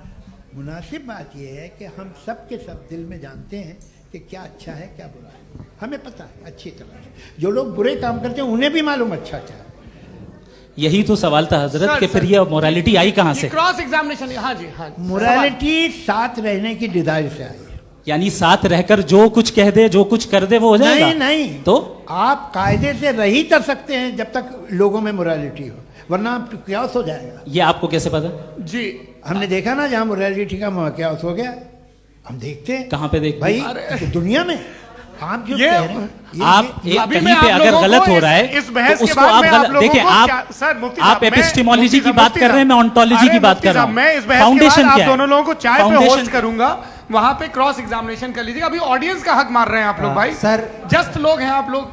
और ये भाई ये एक ये हाँ, बच्चे- उधर उधर आएंगे, उधर इनको आएंगे। भी। जी सर, आएंगे आएंगे। अच्छा सर मेरा नाम लईकुर रहमान है और मैं अलीगढ़ मुस्लिम यूनिवर्सिटी का स्टूडेंट हूँ। और जहाँ तक मुझे पता है कि sir you are also product of Aligarh Muslim University. मैं भी उसी चमन का बुलबुल। हाँ सर, तो बहुत खुशी हुई मुझे जान करके कि मैं आपसे मिलूंगा। सवाल सर मेरा सवाल ये है, सर सैयद अली रहमा का नज़रिया ये था कि खुदा के वजूद को अक़ल के दायरे में रह कर के तलाश करना, न कि पूरी तौर से उसका इनकार कर देना।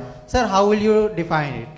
नहीं नहीं, तो ये तो आप इन्हें बताइए। ये सर, अक़ल सवाल में रह आपसे। के खुदा का वजूद साबित कर रहे हैं। तो सर आपने सैयद इनकार ने किया। कर रखा है, इस वजह से मेरा क्वेश्चन उन्होंने यही सर से एक सेकंड, सर सैयद ने यही कहा ना कि जी। अकल से आप खुदा के वजूद को साबित नहीं कर सकते, यही कहा ना भाई। वो उन्होंने कहा कर सकते हैं और वो कर दिया गया आज। हाँ, वो फोन दो। तलाश करना या साबित करना अकल से अकल से नहीं हो सकता। अरे सवाल तो सुन लीजिए जी। अकल से नहीं हो सकता है, यही कहा ना आपने।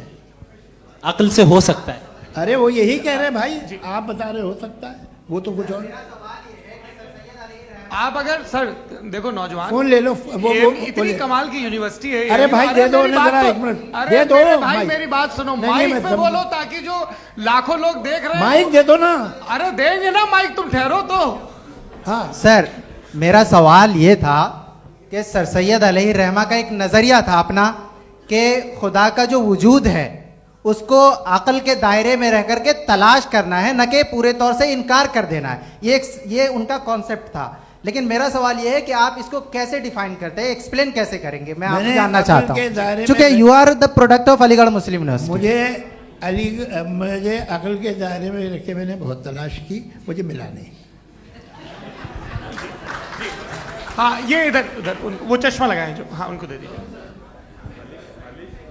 जी जी फटाफट पूछिए, बस 5 मिनट है, 5 मिनट में खत्म हो रहा है। हाँ अस्सलाम वालेकुम मुफ्ती साहब। एंड मेरा सवाल जावेद अख्तर साहब से। क्या नाम है आपका? अरे भैया सब मुझे तो पूछ रहे हो। फैज फैज फैज पूछिए फैज साहब। तो मेरा सवाल ये है कि अभी जो एथियस्ट है वो problem of evil argument use कर रहे हैं अगेंस्ट मुस्लिम्स, राइट? कि इस दुनिया में इतना सारा इविल है और अगेंस्ट मुस्लिम तो यहाँ अगेंस्ट थियस्ट। हाँ थोड़ा सा करेक्ट कर लीजिए भाई। पूरी मशक्कत ही इसी बात की थी कि किसी एक मजहब पे बात न टिके। जी, तो बेसिकली ये आर्गुमेंट ऐसा है कि इस दुनिया में इतना ज्यादा इविल एग्जिस्ट करता है और अगर एक ऑल गुड गॉड है तो वो रोकता क्यों नहीं है? लेकिन इस सवाल में एक हिडन अजम्पशन ये है कि इस दुनिया में ईवल एग्जिस्ट करता है। अब एथियस्ट ये कैसे ऑन्टोलॉजिकली प्रूव कर सकते हैं कि इस दुनिया में ईवल एग्जिस्ट करता है? मैं आपको बताता हूँ, थोड़ा सा समझा। नहीं सर हम लोग इनको सुनने आए। नहीं please don't do. I want to explain ontologically. नहीं हम समझ गए सर, इनको अब जवाब देने दीजिए। अच्छा सवाल पूछ लो। मैं अभी तक क्या था वो मैं थोड़ा सा ऐड ऑन कर लेता हूँ। तुम गुरु, तो हम जब इसका राउंड 13 करेंगे ना तब तुमको स्टेज पे बिठाएंगे। जी तो हाँ जल्दी से।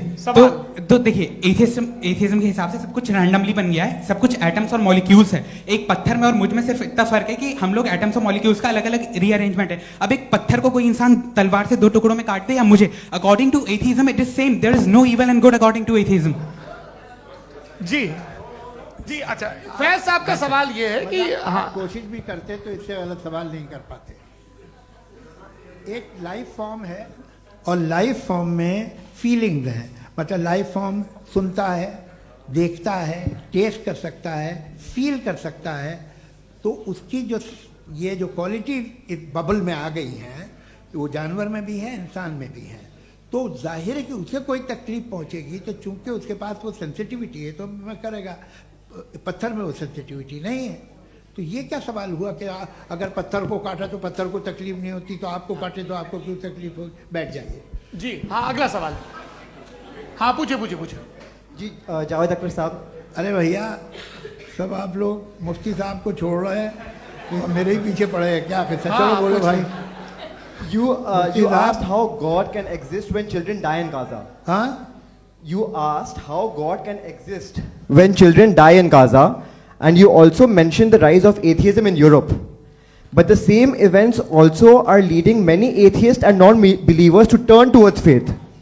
How do you interpret this contradiction, where suffering pushes some away from God, yet brings others closer to belief? देखिए, आपको एक बात बताऊं, दुनिया परफेक्ट तो कहीं भी नहीं है, हर जगह कुछ खामियां हैं। बेटा एक मिनट, मैं आप ही को कहेंगे, देखो वो तो कुछ खामियां, कमज़ोरियां, खराबियां सब जगह है। लेकिन अगर देखोगे ईमानदारी से कि दुनिया सबसे ज़्यादा महज़ब कहाँ है, एक आम शहरी को कहाँ हुकूक हासिल हैं, वो बोल सकता है, अपनी मर्ज़ी से काम कर सकता है, अपनी मर्ज़ी से राय दे सकता है, हुकूमत के ख़िलाफ़ बोल सकता है, बरसरे इक़्तिदार लोगों के बारे में बोल सकता है, सरमायादारों के ख़िलाफ़ बोल सकता है। तो आपको ये स्कैंडिनेवियन कंट्रीज़ में मिलेगा, वेस्टर्न यूरोप में मिलेगा। मैं नहीं कह रहा वो परफेक्ट है, बिल्कुल नहीं, वहाँ बहुत ख़राबियाँ भी हैं, परफेक्ट तो कोई। लेकिन जिन जिन मुल्कों में, लैटिन अमेरिका देखो, गल्फ़ देखो, वहाँ पर आपको ये ज़रूर है कि रेप नहीं होते होंगे। रेप की ज़रूरत क्या है भाई, उसको तो ख़रीद लो, घर में रखो, सड़क पर रेप करने की क्या ज़रूरत है। मगर सुनिए सुनिए सुनिए, मगर हकीकत ये है कि वहाँ शख्सी आज़ादी राय देने की, बोलने की नहीं है। जी, ये एक आखिरी सवाल मुफ्ती साहब से। हाँ मैम, इनको माइक दीजिए। शुक्रिया। मेरा नाम मनीषा है, मैं हरियाणा से आई हूँ। मैं मुफ्ती साहब से एक बात पूछना चाहती हूँ। आप बार बार जावेद साहब को कॉन्ट्राडिक्ट तो कर रहे हैं कि आपने ये कहा, लेकिन आप भी अजम्पशंस के बेसिस पे बात कर रहे हैं। आपने खुदा के होने का कौन सा प्रूफ पेश किया है, खुदा की एग्जिस्टेंस का? अब इस सवाल को अलग रहने दीजिए, कौन एथीस्ट है कौन नहीं है। और दूसरी बात जो आपने एक छोटी सी कही थी कि ये फ्री विल का इस्तेमाल करता है इंसान अपनी, लेकिन इस फ्री विल का इस्तेमाल में मतलब खुदा ने ये दे दी सबको ये इजाजत कि वो कितना घिनौनापन और कितने ज्यादा खराब से खराब तरीके इस्तेमाल कर सकता है। जवाब सुनते जी। आप फ्री विल को मानती है ना, या अब कहती है कि फ्री विल नहीं है ना, मानती है ना? तो अब आपके पास इसका कोई एक्सप्लेनेशन नहीं है कि अगर एक इंसान उस फ्री विल का इस्तेमाल करके गलत काम कर रहा है और बच के अच्छी जिंदगी गुजार के निकल जा रहा है, उसका कोई रिकम्पेंस नहीं है। हमारे वर्ल्ड व्यू में जो इंसान गलत काम कर रहा है उसको भी रिकम्पेंस यानी उसका बुरा बदला मिलना है, और जो सही काम कर रहा है उसको सही बदला मिलना है। लिहाजा जो फ्री विल है वो इस तरीके से है कि एक लिमिटेड टाइम तक खुदा ने मोहलत दी है। ऐसा नहीं कि छूट दे दी, जो करना है करते रहो हमेशा।